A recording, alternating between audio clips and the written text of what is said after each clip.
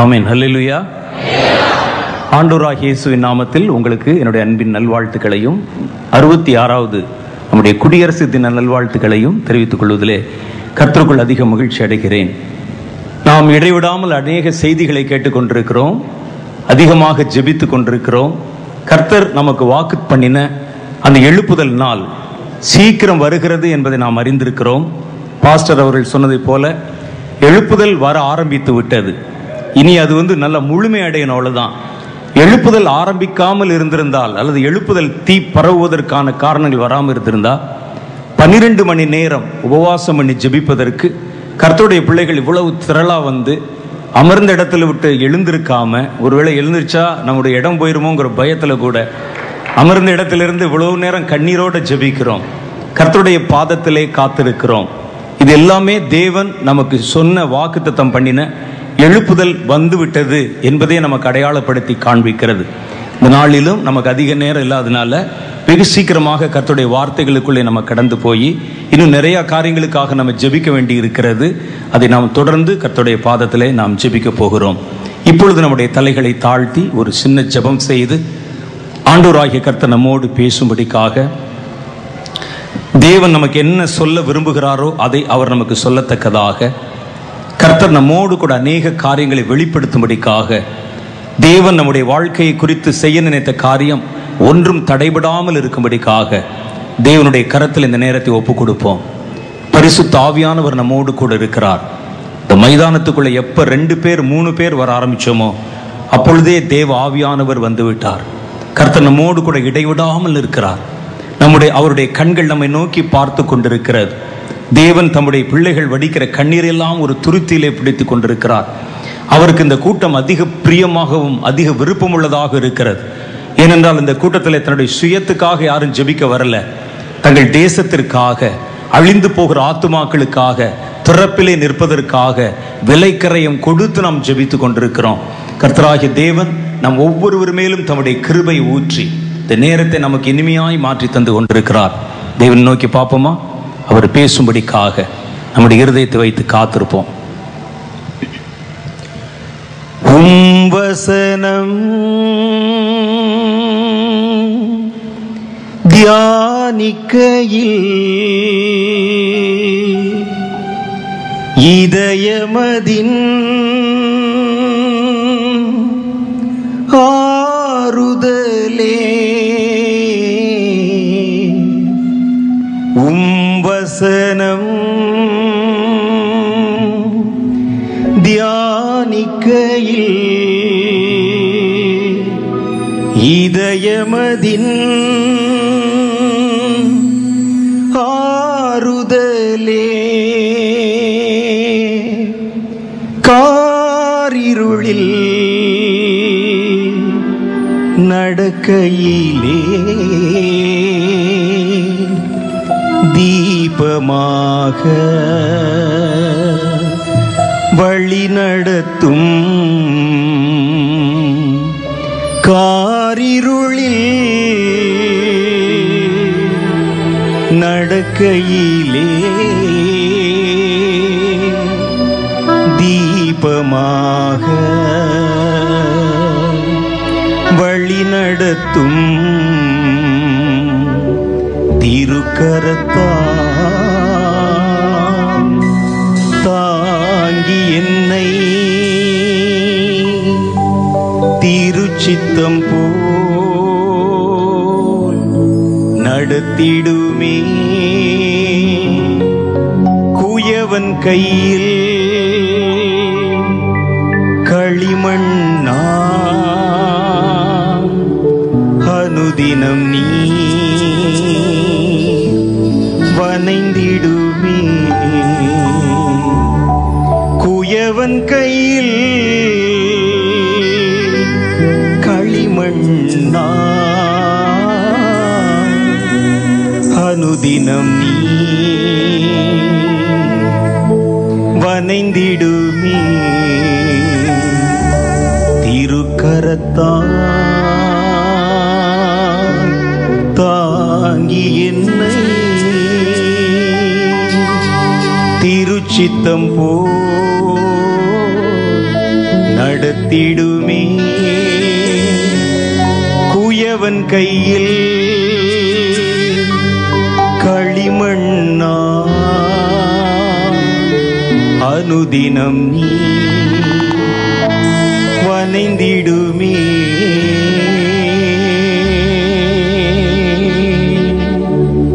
ஆமாண்டவரே, குயவனுடைய கையிலே வெறும் மண்ணை போல நாங்கள் இருக்கிறோம். கர்த்தராகிய தேவன் நீர் விரும்புகிற வண்ணமாக எங்களை உருவாக்கும். தேவனே, நாங்கள் தானே ஏற்றபடி வேண்டிக் கொள்ள வேண்டியது இன்னதென்று அறியாதிருக்கிறபடினால் ஆவியானவர் வாக்கு கடங்காத பெருமூச்சுகளோடும் மிகுந்த கண்ணீரோடும் எங்களுக்காக வேண்டுதல் செய்வார் என்று எழுதப்பட்ட வேத வசனத்தின்படி ஆவியானவர் தான் எங்களை நிரப்பிக் கொண்டிருக்கிறேன். ஆவியானவர் எங்களை நடத்தி கொண்டிருக்கிறேன்.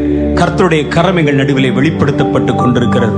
தொடர்ந்து இந்த வேளையை கர்த்தருடைய பாதத்திலே நாங்கள் தந்து ஜெபிக்கிறோம்.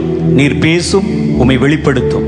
இயேசுவின் நாமத்திலே எங்கள் ஜெபங்களை ஏற்றுக்கொள்ளும் பிதாவே, ஆமென். ஆண்டவராகிய இயேசுவின் நாமத்தில் மறுபடியும் என்னுடைய நல்வாழ்த்துக்கள். இந்த நாள் கூட்டத்தில் கர்த்தர் அநேக காரியங்களை குறித்து நம்மோடு பேசிக் கொண்டிருக்கிறார்.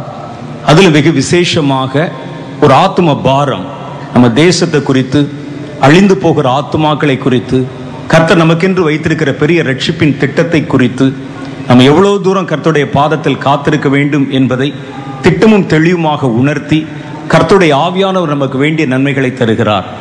நான் இந்த நாள் கூட்டத்தில் கர்த்தர் இந்திய தேசத்துக்கு தரப்போகிற எழுப்புதலை பற்றி நம்ம பிரசங்கம் பண்ண பேச நான் வந்திருக்கிறேன். ஏனென்றால் அடுத்து நம்முடைய தேசத்தில் சம்பவிக்க போகிற, தேசம்னு சொல்லக்கூடாது, உலகத்தில் சம்பவிக்க போகிறதுல மிக முக்கியமான ஒரு சரித்திர நிகழ்வு. சரித்திர நிகழ்வுகள் எல்லா நேரத்திலும் சம்பவிக்கிறது இல்லை. மிக குறிப்பாக மிகப்பெரிய சரித்திர நிகழ்வுகள் எழுதப்படுகிற வண்ணம், பரலோகத்தில் இருக்கிற புஸ்தகத்தில் கூட எழுதப்படுகிற வண்ணம் நிகழப்போகிற ஒரு பெரிய சரித்திர நிகழ்வு, வேதாகம பதிவு என்னன்னு கேட்டிங்கன்னா, இந்தியாவில் வரப்போகிற ஒரு பெரிய எழுப்புதல். அது இந்திய தேசத்தில் மாத்திரம் இல்லை, உலகம் முழுவதும் அது கடந்து போக போகிறது. இன்னைக்கு நாள் காலையில் நான் எப்பொழுதும் அதிகாலை 3 மணி அளவில் நான் கர்த்தருடைய பாதத்தில் அமர்ந்து ஜெபம் பண்ணுவது என்னுடைய வழக்கம். நல்ல சரீர சுகவீனம், ஒருவேளை ரொம்ப சோமில்லாமல் இருந்த காலங்களில் வேணா சில சமயங்களில் அது தப்பி போயிருக்கலாம் ஒழிய, பல தருணங்களிலே கர்த்தருடைய பாதத்தில் எல்லா நேரத்திலும் என்னுடைய வாழ்க்கையில் ஏறத்தாழ ஒரு 32 வருஷமாக நான் இதை கடைபிடித்து வருகிறேன். இன்றைக்கு காலையில் நான் ஜெபிப்பதற்கு முன்பாக 3 மணிக்கு எந்திரிக்கிறதுக்கு முன்னால் என்னுடைய அறையில் நான் கண்ட ஒரு சொப்பனம், ஒரு கனவு. நான் கனவு அதிகமாக முக்கியத்துவப்படுத்துறது இல்லை, தரிசனங்களுக்கு தான் முக்கியத்துவம் கொடுக்கறது. நான் இந்த நாளில் கண்ட கனவு எனக்கு இப்போ சமீப நாட்களாகத்தான் இந்த மாதிரி கனவுகள் வர ஆரம்பிச்சிருக்கிறது. 4 மாடியில் நான் ஜெபம் பண்ணி கொண்டிருந்த பொழுது கர்த்தர் எனக்கு 2 கனவு காண்பித்தார். மற்ற நேரத்தில் எனக்கு கனவுகள் ஜாஸ்தி வராது, தரிசனங்கள் தெரியும்.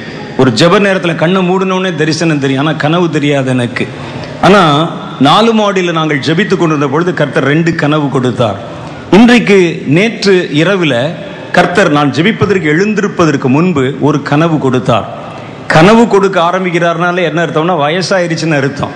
என்னென்றால் வேதத்தில் போட்டிருக்கு, உங்கள் பிள்ளைகள் தீர்க்க தரிசனம் சொல்லுவாங்க, வாலிபர்கள் தரிசனம் காண்பார்கள், மூப்பர்கள் சொப்பனம் காண்பாங்க. கர்த்தர் என்னை வயசாளி லிஸ்ட்ல, ரிட்டையர்ட் ஆகிற லிஸ்ட்ல ஒன்று சேர்த்துட்டார்னு நினைக்கிறேன். இருந்தாலும் இந்த கனவை நான் உங்களிடத்தில் சொல்லிக்கொள்ள ஆசைப்படுகிறேன். நான் அதில் என்னுடைய ஒரு வீட்டில் நான் என்னுடைய அறைக்குள்ள இருக்கிறேன். அறையிலிருந்து ஏதோ வேலை செய்து கொண்டிருக்கிறேன். வெளியே ஒரே சத்தமாக இருக்குது, ஒரே சத்தமாக எல்லாம் ஜனங்கள் பேசிக்கிட்டு இருக்கிறாங்க. ஜனங்கள் பேசின உடனே நான் என்ன, ஒரு ஊரில் கலவரம் வந்த மாதிரி பெரிய சத்தமாக இருக்குது அப்படின்னு சொல்லிட்டு நான் உள்ளே என்னுடைய கதவை திறந்து மேலே மாடிப்படியில் ஏறி மாடிக்கு போய் பார்க்குறேன். மாடியில் மொட்டை மாடியாக இருக்குது. அங்கேருந்து பார்க்குறேன் ஜனங்கள் நிறையா இருக்கிறாங்க. என் வீட்டு பக்கத்தில் நிறைய மாடிகள், மொட்டை மாடி இதே மாதிரி இருக்குது. அங்கேயும் நிறைய ஜனங்கள் மேலே பார்த்துக்கிட்டு இருக்கிறாங்க. அப்போ நான் கேட்குறேன், என்ன சத்தம், என்ன பார்க்குறீங்கன்னு கேட்குறேன். அப்பொழுது ஒரு சொல்கிறாங்க, வானத்தில் ஒரு புதிய ஒரு அடையாளம் தெரியுது. அது ஒருவேளை ஒரு பெரிய சேட்டலைட்டாக இருக்கலாம், அல்லது ஒரு பெரிய ஒரு கல்லாக இருக்கலாம். வானத்திலேருந்து நிறைய கல்லுகள் வருமே, அந்த மாதிரி கல்லாக இருக்கலாம்.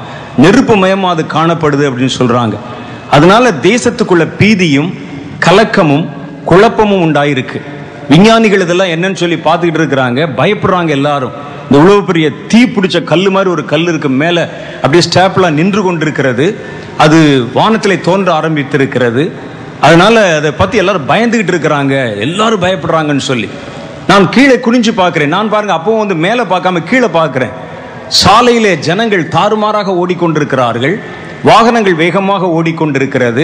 ஒரு குழப்பமான ஒரு சூழ்நிலை அங்கு நிலவுகிறது. நான் அப்புறம் மேலே வானத்தை நோக்கி பார்க்கிறேன். பக்கத்தில் இருக்க ஜனங்கள், நான் மேலே வானத்தை நோக்கி பார்க்கிறேன்.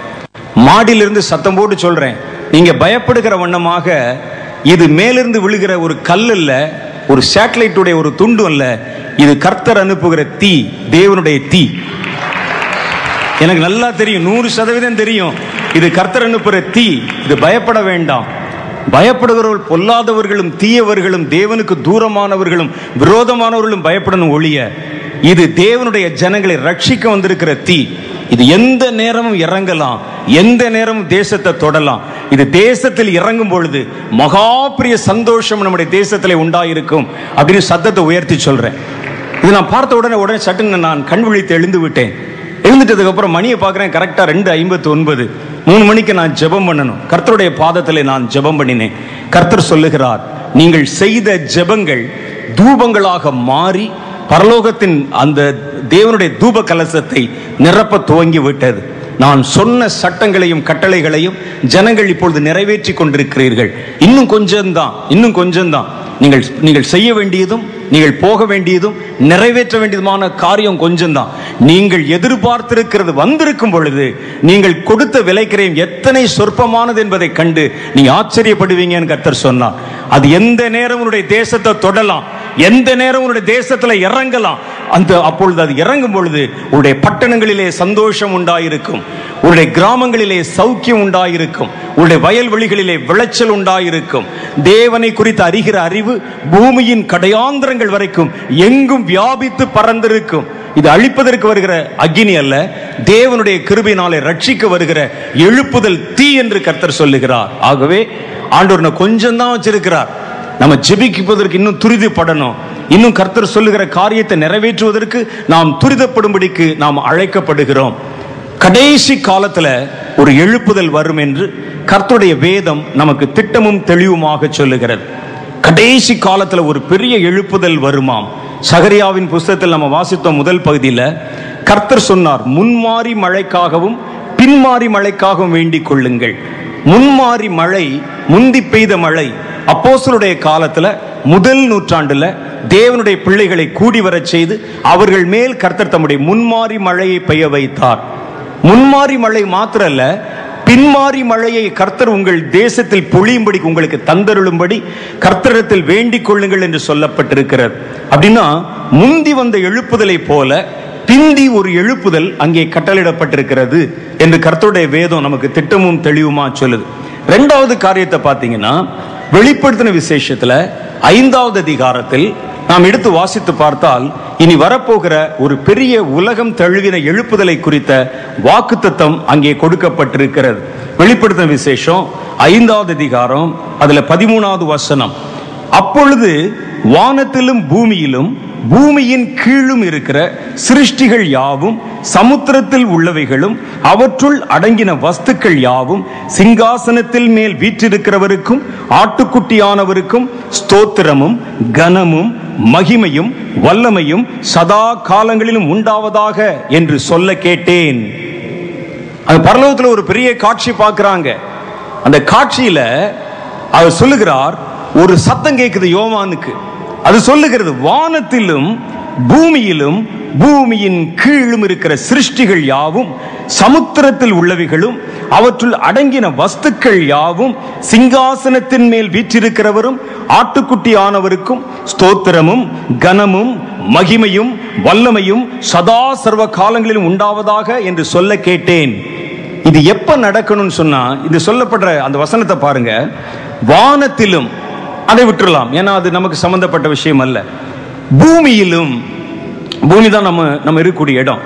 ஒரு சம்பவம் நடக்குமா, வானத்துல தேவனை துதிக்கிற திரளான துதிகளின் சத்தம் உண்டாகும். வானத்தில் இருக்கிற வஸ்துக்கள் கர்த்தரை துதிக்க ஆரம்பிக்கும். 2வது சொல்றார், பூமியில் தேவனையும் பிதாவான தேவனையும் ஆட்டுக்குட்டி ஆனவரையும் எங்கும் தொழுது கொள்ளுகிற ஒரு பெரிய காலம் வருகிறது. கர்த்தருக்கு துதியும் ஸ்தோத்திரமும் கனமும் வல்லமையும் சதா காலங்களிலும் உண்டாவதாக என்று சொல்லி மனிதர்கள் திரளாய் கர்த்தரை தொழுது கொள்ள போகிற ஒரு தருணம் வருகிறது என்று அவர் சொல்லுகிறார். அது பிறகு சமுத்திரத்தை பத்தி சொல்றாங்க. பூமிக்கு கீழே உள்ளவைகள் என்று சொல்லுகிறார்கள். பூமிக்கு கீழே என்ன இருக்கு நமக்கு தெரியாது, நமக்கு தேவையில்லை. அதெல்லாம் கர்த்தர் பார்த்துக் கொள்கிற காரியம். நமக்கு தேவை நாம் வாழ்கிற பூமி. இந்த பூமியிலே ஒரு சேர இங்க இருக்கிற சிருஷ்டிகள் யாவும், சிருஷ்டிகளில் மற்ற எல்லாவற்றையும் விட்டு விட்டீர்களானால் அந்த சிருஷ்டிகளிலே மனிதர்கள் இருக்கிறார்கள். மனிதர்களை உள்ளடக்கி சொல்லப்பட்ட வார்த்தை. இவர்கள் திரளாய் எழும்பி ஆட்டுக்குட்டியான தேவனையும் பிதாவாகிய தேவனையும் ஒரு சேர துதிக்கும் சப்தம் பூமியிலே உண்டாக போகிறது என்று சொல்லப்பட்டிருக்கிறது. இது எப்ப நடக்குமா? 5வது அதிகாரம் சொல்லப்பட்ட பிறகு 6வது அதிகாரத்தில் பார்த்தீங்கன்னா ஆட்டுக்குட்டியானவர் இந்த தொழுது கொள்ளுகிற சத்தம் உண்டான பிறகு கர்த்தரை துதிக்கிற திரளான ஜனங்கள் பூமியிலே எழும்பி ஆண்டவரை தொழுது கொள்ளுகிற காலத்துக்கு பிறகு, அந்த எழுப்புதல் வந்த பிறகு அல்லது வந்து கொண்டிருக்கிற சமயத்தில், அது நடந்து கொண்டிருக்கிற சமயத்தில், அப்போதான் ஆட்டுக்குட்டியானவர் முத்திரைகளை பிரிக்கிறார். ஒருவேளை நீங்க சொல்லலாம், இங்கே சொல்லப்பட்டிருக்கிறது முதல் நூற்றாண்டில் வந்த எழுப்புதலை பற்றி சொல்லப்பட்டிருக்கலாம். இல்லை இல்லை, 6வது அதிகாரத்தில் அவர் முத்திரைகளை உடைக்கிறார். உலகத்திலே உபத்திரவங்கள் ஆரம்பிக்கிறது, உபத்திரவத்திலே போராட்டங்கள் ஆரம்பிக்கிறது, உலகத்திலே பல்வேறு விதமான பிரச்சனைகள் தோன்றுகிறது, குதிரைகள் கட்டவிழ்த்து விடப்படுகின்றன, மரண தூதன் புறப்பட்டு வருகிறான், வானத்திலிருந்து எரி நட்சத்திரம் விழுகிறது. ஆண்டவராகிய இயேசு கிறிஸ்து மத்தேயு சுவிசேஷம் 24வது அதிகாரத்தில், லூக்கா சுவிசேஷம் 21வது அதிகாரத்தில் என்னென்னலாம் பயங்கரங்கள் கடைசி காலத்தில் நடக்கும் என்று சொன்னாரோ அப்படிப்பட்ட பயங்கரங்கள் யாவும் ஆட்டுக்குட்டியானவர் தன்னுடைய முத்திரையை உடைக்க உடைக்க பூமியிலே உண்டாகிறதை பார்க்கிறோம். இது கடைசி காலத்தில் நடக்க போகிற எழுப்புதல். ஆட்டுக்குட்டியானவர் முத்திரைகளை உடைப்பதற்கு முன்பும், பூமியிலே மகாபெரிய உபத்திரவங்கள் வருவதற்கு முன்பும், கடைசி காலத்தின் அடையாளம் என்று கர்த்தர் சொன்ன காரியங்கள் நிறைவேறுவதற்கு முன்பும் இந்த பூமியில் தேவனை தொழுது கொள்ளுகிற ஒரு பெரிய சப்தம் உண்டாக வேண்டும். ஆண்டவர் அதை செய்ய போறார். அதான் அந்த எழுப்புதல். இது சும்மா நம்முடைய மனதில் தோன்றின கற்பனை அல்ல. ஒரு புஸ்தகத்தில் ஒரு 8 பக்கம் இருக்கிற ஒரு சின்ன புஸ்தகத்தை ஒருவர் எனக்கு ஸ்கேன் பண்ணி எனக்கு அனுப்பி இருந்தார். அதுல போட்டிருக்கிறாங்க, பிரதர் மோகன் சிலாசரஸ் அவர்களும் அவருடைய குழுவினரும் கனவு கண்டு சொல்லுகிறார்கள், இந்தியாவில் ஒரு எழுப்புதல் வர சாத்தியமில்லை, ஒரு எழுப்புதல் வந்து உலகம் முழுவதும் பரவும் என்று சொல்வதில் சாத்தியமில்லை என்று சொல்லுகிறார்கள். உலகம் தழுவின ஒரு எழுப்புதல் வருவதற்கு உண்டான அடையாளம் இல்லை. உலகம் தன்னுடைய பட்சத்தில் போய்கொண்டிருக்கிறது. வேத புஸ்தகத்தில் போட்டிருக்கிறது, கர்த்தர் வரும்பொழுது, மனுஷகுமாரன் வரும்பொழுது பூமியில் விசுவாசத்தை காண்பாரோ என்று அல்லவா எழுதியிருக்கிறது. ஜனத்திற்கு விரோதமாய் ஜனங்களும் ஜாதிகளுக்கு விரோதமாய் ஜாதிகளும் ஒரு சேர எழுந்து பூமியிலே யுத்தங்களை கேள்விப்பட்டு, யுத்தத்தின் சப்தங்களை கேள்விப்பட்டு பூமி திகைப்பும் தவிப்பும் இடுக்கணும் தத்தளிப்பிலும் போய்கொண்டிருக்கும் பொழுது கர்த்தரை எங்கே துதிக்க போகிறார்கள்? இது அவர்கள் கண்ட கனவு, அவர்கள் சொன்ன காரியம், அவருடைய மனதிலே தோன்றுகிற பிம்பம் என்று ஒருவர் தன்னுடைய புத்தகத்தில் எழுதியிருக்கிறார். இது கனவல்ல, நிஜம். இது கனவல்ல, கர்த்தருடைய வசனம். தேவனுடைய வசனம் சொல்லுது, கடைசி நாட்களிலே பின்மாறி மழை தேசத்திலே பெய்யும், உலகம் தேவனை அறிகிற அறிவினால் நிறைம்பும். அப்ப உபத்திரம் வரும்னு சொல்றாங்களே, முதல் நூற்றாண்டில் அப்படித்தான் வந்தது. ஒரு பக்கம் எழுப்புதல் நடந்து கொண்டிருக்கிறது, ஒரு பக்கம் சபை சூறையாடப்படுகிறது. மகாபெரிய உபத்திரவம் கிறிஸ்தவர்களுக்கு உண்டாயிற்று. சபை சிதறடிக்கப்பட்டது. சபையில் இருக்கிற மூப்பர்களை பிடித்து கொலை செய்தார்கள். கர்த்தருக்கென்று சாட்சி சொன்ன ஸ்தேவானை கல்லெறிந்து கொன்றார்கள். அப்போஸ்தலர்களை இழுத்து போய் சிறையிலே அடைத்தார்கள். அவருடைய கழுத்திலே நுகத்தை ஏற்றினார்கள். சபை ஒன்றும் சந்தோஷம் நிறைந்த பாதையிலே அந்த எழுப்புதலை சந்திக்கவில்லை. உபத்திரவத்தின் பாதையிலும் வேதனையின் பாதையிலும் கடந்து வந்தாலும் அனுதினமும் ரட்சிக்கப்பட்டவர்கள் ரட்சிக்கப்பட்டுக் கொண்டே இருந்தார்கள். சபை தன்னுடைய கடமை நிறைவேற்றிக் கொண்டே இருந்தது. சபையிலே அனுதினமும் ரட்சிக்கப்பட்டவர்களை கர்த்தர் சேர்த்து வந்து கொண்டே இருந்தார். சரித்திரம் திரும்பும், மறுபடியும் அது நடக்கும். அதை நம்முடைய கண்கள் காணும். அந்த விசுவாசம் தான். கர்த்தர் பேசினார், தெளிவா பேசினார். நான் எழுதி தர்றேன், 100% உத்தரவாதம் நான் எழுதி தருகிறேன். கர்த்தர் சொன்னது நிறைவேறாவிட்டால் இந்த வேதத்தை நாங்கள் தூக்க போறதில்லை. கர்த்தர் சொன்னார், ஒரு மகா பெரிய எழுப்புதல் உன் தேசத்திலே வரும். அது இந்தியாவிலே, தமிழ்நாட்டில் தொடங்கும், தொடர்ந்து ஆந்திராவிலே, கேரளாவிலே, கர்நாடகாவிலே அது பற்றி பிடிக்கும், வட மாநிலங்களுக்குள்ளே இது கடந்து போகும், அது உலகம் முழுவதிலும் வெடித்து செதறுகிற மகா பெரிய எழுப்புதலாயிருக்கும் என்று கர்த்தர் சொல்லி இருக்கிறார். ஏன் இந்த கடைசி காலத்தில் ஒரு எழுப்புதலை கர்த்தர் நமக்கு தரணும்? ஏன் திரளான ஜனங்கள் தேவனை அறிகிற அறிவினால் நிறைந்திருக்கணும்? ஆண்டவராகிய இயேசு வருவதற்கு முன்பாக இது சம்பவிக்க வேண்டியது அவசியம். ஆண்டவர் வர்றதுக்கு முன்னால் இது நடக்கணும். கர்த்தருடைய வருகைக்கு முன்னால ஒரு பெரிய எழுப்புதல் வந்து திரளான ஜனங்கள் இயேசுவை குறித்து அறிகிற அறிவினால் நிரப்பப்பட்டு இயேசுவை தன்னுடைய சொந்த இரட்சகராய் ஏற்றுக்கொள்ள வேண்டும். முதல் வருகை வரும்பொழுது அப்படி ஒரு எழுப்புதல் வரல, வெறும் உபத்திரவம் தான் வந்துச்சு. இயேசு முதல் முறை பூமிக்கு வரும்பொழுது எழுப்புதல் வரவில்லை. ஆனா தேசத்துல ஒரு பெரிய போராட்டம் வந்தது, பெரிய பிரச்சனை வந்தது. பிள்ளைகள், ஆண் குழந்தைகள் எல்லாம் கொலை செய்யப்பட்டார்கள். ராமாவின் வீதிகளில் அழுகுரல் சத்தம் கேட்டது. ராகேல் தன்னுடைய பிள்ளைகளுக்கு அழுது அவைகள் இல்லாதிருக்கிறபடினால் ஆறுதல் அடையாமல் இருந்தாள். பிள்ளைகளை பிடிச்சு சுவத்துல மோதி, தரையில மோதி மிதித்து கொலை செய்து அழித்தார்கள் இயேசு முதல் முறை வரும் பொழுது. ஆனா இயேசு இரண்டாவது முறை வரும் பொழுது உபத்திரம் ஒரு பக்கம் நடந்தாலும் திரளான ஜனங்கள் எல்லா தேசங்களிலும் இயேசுவை குறித்து அறிகிற அறிவினால் நிரப்பப்படும்படிக்கு ஒரு பின்மாறி மழை ஊற்றப்பட வேண்டும். ஏன் இது ஊற்றப்படணும்? கர்த்தருடைய வேதம் சொல்லுது, முதல் முறை இயேசு வந்த பொழுது ஒரு சாதாரண ஏழை தச்சனாக வந்தார். ஒரு சாதாரண குடும்பத்திலே 30 வருடங்கள் வாழ்க்கை நடத்தினார். 3.5 வருடங்கள் கலிலேயாவை ஒட்டின பகுதிகளிலே அவர் தன்னுடைய ஊழியத்தை நிறைவேற்றினார். 12 அப்போஸ்தலர்களை தேர்ந்தெடுத்து அவர்களை மாத்திரம் அவர் ஆயத்தப்படுத்தி கொண்டிருந்தார். இயேசு வந்ததும் போனதும் பலருக்கு தெரியவே தெரியாது. ஆனா ஆண்டவராகிய கர்த்தர் இரண்டாவது முறை வரும் பொழுது ஒரு ஏழை தச்சனாக அல்ல, சாதாரண அடிக்கப்பட்ட ஆட்டுக்குட்டியா அல்ல, ஒரு மனுஷகுமாரனாய் மாத்திரம் அல்ல, அவர் ராஜாதி ராஜாவாய் திரும்பி வரப்போகிறார். வேதம் சொல்லுகிறது, கடைசியாய் நெடுந்தொனியாய் முழங்குகிற எக்காலத்தின் சப்தம் கேட்கும், வானமும் பூமியும் அதனுடைய இடத்திலிருந்து விலகிப்போம், மேகங்கள் வழி விலகி திறந்து கொள்ளும், தேவ தூதர்களோடும் பரிசுத்தவான்களோடும் இயேசு இந்த பூமியை ஆளுமை செய்ய வருகிறார். அல்லேலூயா. இயேசு இப்ப இரண்டாவது தடவை வருது, ஊழியம் செய்ய வரல, பூமியை ஆளுமை செய்ய வருகிறார். பூமியிலே அவருடைய ராஜ்யத்தை ஸ்தாபிக்க வருகிறார் இயேசு. அதனால் தான் தன்னுடைய இரண்டாவது வருகைக்கு முன்பாக ஜெபிக்கிற தன்னுடைய பிள்ளைகளிடத்திலே சொன்னார், என் சித்தம் பரமண்டலங்களில் செய்யப்படுகிறதை போல பூமியிலும் செய்யப்படும்படிக்கு நீங்க ஜெபம் பண்ணுங்க. பூமி தேவனை குறித்து அறிகிற அறிவினால் நிறைந்திருக்கணும். இப்ப வரப்போற இயேசு ராஜாதி ராஜா. இப்ப வரப்போற இயேசு அடிக்கப்பட தன் கையை ஒப்பு கொடுக்கிறவர் அல்ல, அடித்தவர்களின் கைகளை கட்டி போடுவதற்கு, பொல்லாத சாத்தானுடைய தலையை நசுக்குவதற்கு, பொல்லாத கிரியைகளை வேரோடு அறுப்பதற்கு, மனிதன் இழந்த பூமியை மறுபடியும் தாம் பிடிப்பதற்கு, அதன் மேலே இயேசு தன் ஆளுமையை ஸ்தாபிப்பதற்கு. நீங்க நல்லா யோசிச்சு பாருங்க. ஒருவரை ராஜா என்று அழைக்க வேண்டுமானால் அவருக்கு என்ன வேணும்? ஒருவேளை சொல்லலாம், ஒரு ராஜாவுக்கு ஒரு பெரிய அரண்மனை வேணும், ரைட்டு. ஆனா அரண்மனை இருக்கிறவன் எல்லாம் ராஜா இல்ல. ராஜாவுக்கு நிறைய பணம் இருக்கணும், பணம் இருக்கிறவன் எல்லாம் ராஜா இல்ல. ராஜாவுக்கு பெரிய கிரீடம் இருக்கணும், வெறும் கிரீடம் இருந்தால் மாத்திரம் ராஜா இல்ல. நாடகத்திலும் சினிமாவிலும் எத்தனையோ கிரீடங்களை வைத்த ராஜாக்களை பார்த்திருக்கிறோம். அவர்கள் அந்த கொஞ்ச நேரம் ராஜா வந்துட்டு அப்புறம் போயிருவாங்க.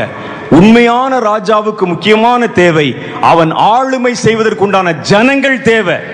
எவனுக்கு ஜனங்கள் ஆளுமை செய்யறதுக்கு இருக்கிறாங்களோ அவன் தான் ரியல் கிங், ராஜா. ஆண்டவராகிய கர்த்தர் ராஜாவாய் வர வேண்டுமானால் அவர் ஆளுமை செய்வதற்கு ஒரு பெரிய கூட்டம் பூமியிலே ஆயத்தம் பண்ணப்படுத்தப்பட வேண்டும். அதை உருவாக்குவதற்கு தான் கர்த்தர் ஒரு எழுப்புதலை கொண்டு வருகிறார். இயேசுவின் ராஜ்யம் என்பது இந்தியாவில் ஸ்தாபிக்கப்பட போவதல்ல, வெறும் இஸ்ரவேலில் ஸ்தாபிக்கப்பட போவதல்ல. பழைய ஏற்பாட்டு காலத்தில் இஸ்ரவேலின் தேவனே என்று சொன்னார்கள். ஆனா கடைசியில புதிய ஏற்பாட்டில் கர்த்தர் இஸ்ரவேலுக்கு மாத்திரமல்ல, பூமியின் ஒவ்வொரு அங்குலத்திற்கும் இன்ச்சுக்கும், ஒவ்வொரு பூமியினுடைய மண்ணுக்கும் துகளுக்கும் இயேசுதான் ராஜாவாய் இருக்க போகிறார். அவர்தான் தேவனாய் இருக்க போகிறார். அப்ப இயேசு ஆளுமை செய்யற ஜனங்கள் எல்லா இனத்திலும் இருக்கணும். ஆப்பிரிக்கால கர்த்தருடைய ஆட்சி வருது, ஆப்பிரிக்கர்கள் வேணும். அமெரிக்காவில் இயேசுதான் அங்கே ஆளுமை செய்கிற ராஜா, அமெரிக்கர்களை கர்த்தர் சந்திக்கணும். ஆஸ்திரேலியாவிலும் இயேசுதான் ராஜா. இன்னைக்கு நம்ம பார்க்கிறோம், ஒவ்வொரு ஊருக்கும் ஒவ்வொரு ராஜா, ஒவ்வொரு ஆளுமைகள், ஒவ்வொரு ஆளுநர்கள், ஒவ்வொரு அதிபர்கள் இருக்கிறார்கள். ஆனா இயேசு வரும்பொழுது ஒரே மந்தையும் ஒரே மேய்ப்பனுமாய் ஆகும், ஒரே ராஜாவும் ஒரே பூமியுமாய் ஆகும். ஆண்டவராகிய கர்த்தர் அதன் மேல் ஆளுமை செய்ய போறார். அப்ப இயேசுக்கு இந்த கடைசி நாட்கள் என்ன தேவை? அந்த ராஜா ஆளுமை செய்வதற்குண்டான ஜனங்கள் வேண்டும் பூமியில. அந்த திரளான ஜனங்களை பிறப்பிக்கிற எழுப்புதல் தான் கடைசி கால எழுப்புதல். ஆகவேதான் நான் மறுபடியும் சொல்லுகிறேன், எழுப்புதல் ஆரம்பிக்கிற இடம் சின்ன இடமா இருக்கலாம், ஆனா எழுப்புதல் முடிகிற இடம் அகில உலகமாய்த்தான் இருக்க போகிறது. ஒவ்வொரு தேசத்திற்குள்ளும் கடந்து போகிறது. முதல் நூற்றாண்டிலே புறப்பட்ட எழுப்புதல் உலகம் தழுவின ஒரு பெரிய எழுப்புதலாய் வந்தது. அந்த எழுப்புதல் ஒரு எல்லைக்குள்ள அடங்கி போயிடல. வெறும் 11 பேர் வெறும் 120 பேரு சாதாரண ஜனங்கள், கலிலேயாவிலே சாதாரண கூலி வேலை செய்து கொண்டிருந்தவர்கள், மீன் பிடித்து கொண்டிருந்தவர்கள். அதுல பல பேருக்கு எழுத படிக்க தெரியாது, பல பேருக்கு நாகரிகமாய் பேச தெரியாது. எளிய ஜனங்கள். கலிலேயர்களை யூதர்கள் மதிக்கவே மாட்டாங்க. கலிலேயர்கள் என்றால் ரொம்ப தாழ்த்தப்பட்ட ஜனங்களாக கருதப்பட்டார்கள். இவர்கள் ஒரு 11 பேரு, அதை சுற்றி ஒரு 120 பேர் மொத்தமா கூடி கர்த்தர் அவர்களுக்குள் கொடுத்த அந்த எழுப்புதலானது பூமியின் கடையாந்தரங்கள் வரைக்கும் பரவுகிற ஒரு பெரிய எழுப்புதலாய் மாறி பூமி அது நிரப்பி இயேசுவை குறித்து அறிகிற அறிவு எல்லா இடத்திலும் அது பரவ செய்தது. அதற்கு பிறகு பல காலங்கள்ல சபைகள் ஒருவேளை தன்னுடைய நிறம் மாறி, தன்னுடைய தரிசனம் மாறி, தன்னுடைய எண்ணங்கள் மாறி சபை தன்னுடைய பாதை விட்டு வழிவிலகி போனாலும் எங்கேயாவது ஒரு இடத்துல ஜனங்கள் ரட்சிக்கப்பட்டு கொண்டே தான் இருந்தாங்க. கர்த்தர் யாரை கொண்டோ சின்ன சின்ன காரியங்களை அங்கும் அங்கும் செய்து கொண்டே இருந்தார். ஆனா அந்த கடைசி காலத்துல கர்த்தர் ஒரு பெரிய எழுப்புதலை கொண்டு வர அவர் ஆயத்தம் உள்ளவராக இருக்கிறார். இந்த இடைப்பட்ட காலங்களில் தேவ ஆவியானவர் இங்கும் அங்குமாக கிரியை செய்து திரளான ஜனங்கள் எழுப்பினார். கடைசி நாள்ல ஒரு பெரிய எழுப்புதல் வருது. அதான் கர்த்தருடைய வேதம் சொல்லுது. இந்த எழுப்புதல் உலகம் தழுவின எழுப்புதலா இருக்கும். இந்த நடுப்பட்ட காலங்களில் பல தேசங்களில் எழுப்புதல் தோன்றினதாக சரித்திர குறிப்புகள் எழுதி வச்சிருக்கிறாங்க. எழுப்புதல் அப்படின்னு சொல்றாங்க. எழுப்புதல்னா என்ன என்பதை நான் முதலாவதாக தெரிந்து கொள்ள வேண்டும். பல பேர் எழுப்புதலுக்கு என்ன டெஃபினிஷன் வச்சிருக்கிறாங்கன்னா, மனிதர்கள் திரள் திரளா இயேசுவை தொழுது கொள்ள வருவாங்க, கூட்டம் கூட்டமா வருவாங்க என்று நம்ம நினைத்து கொண்டிருக்கிறோம்.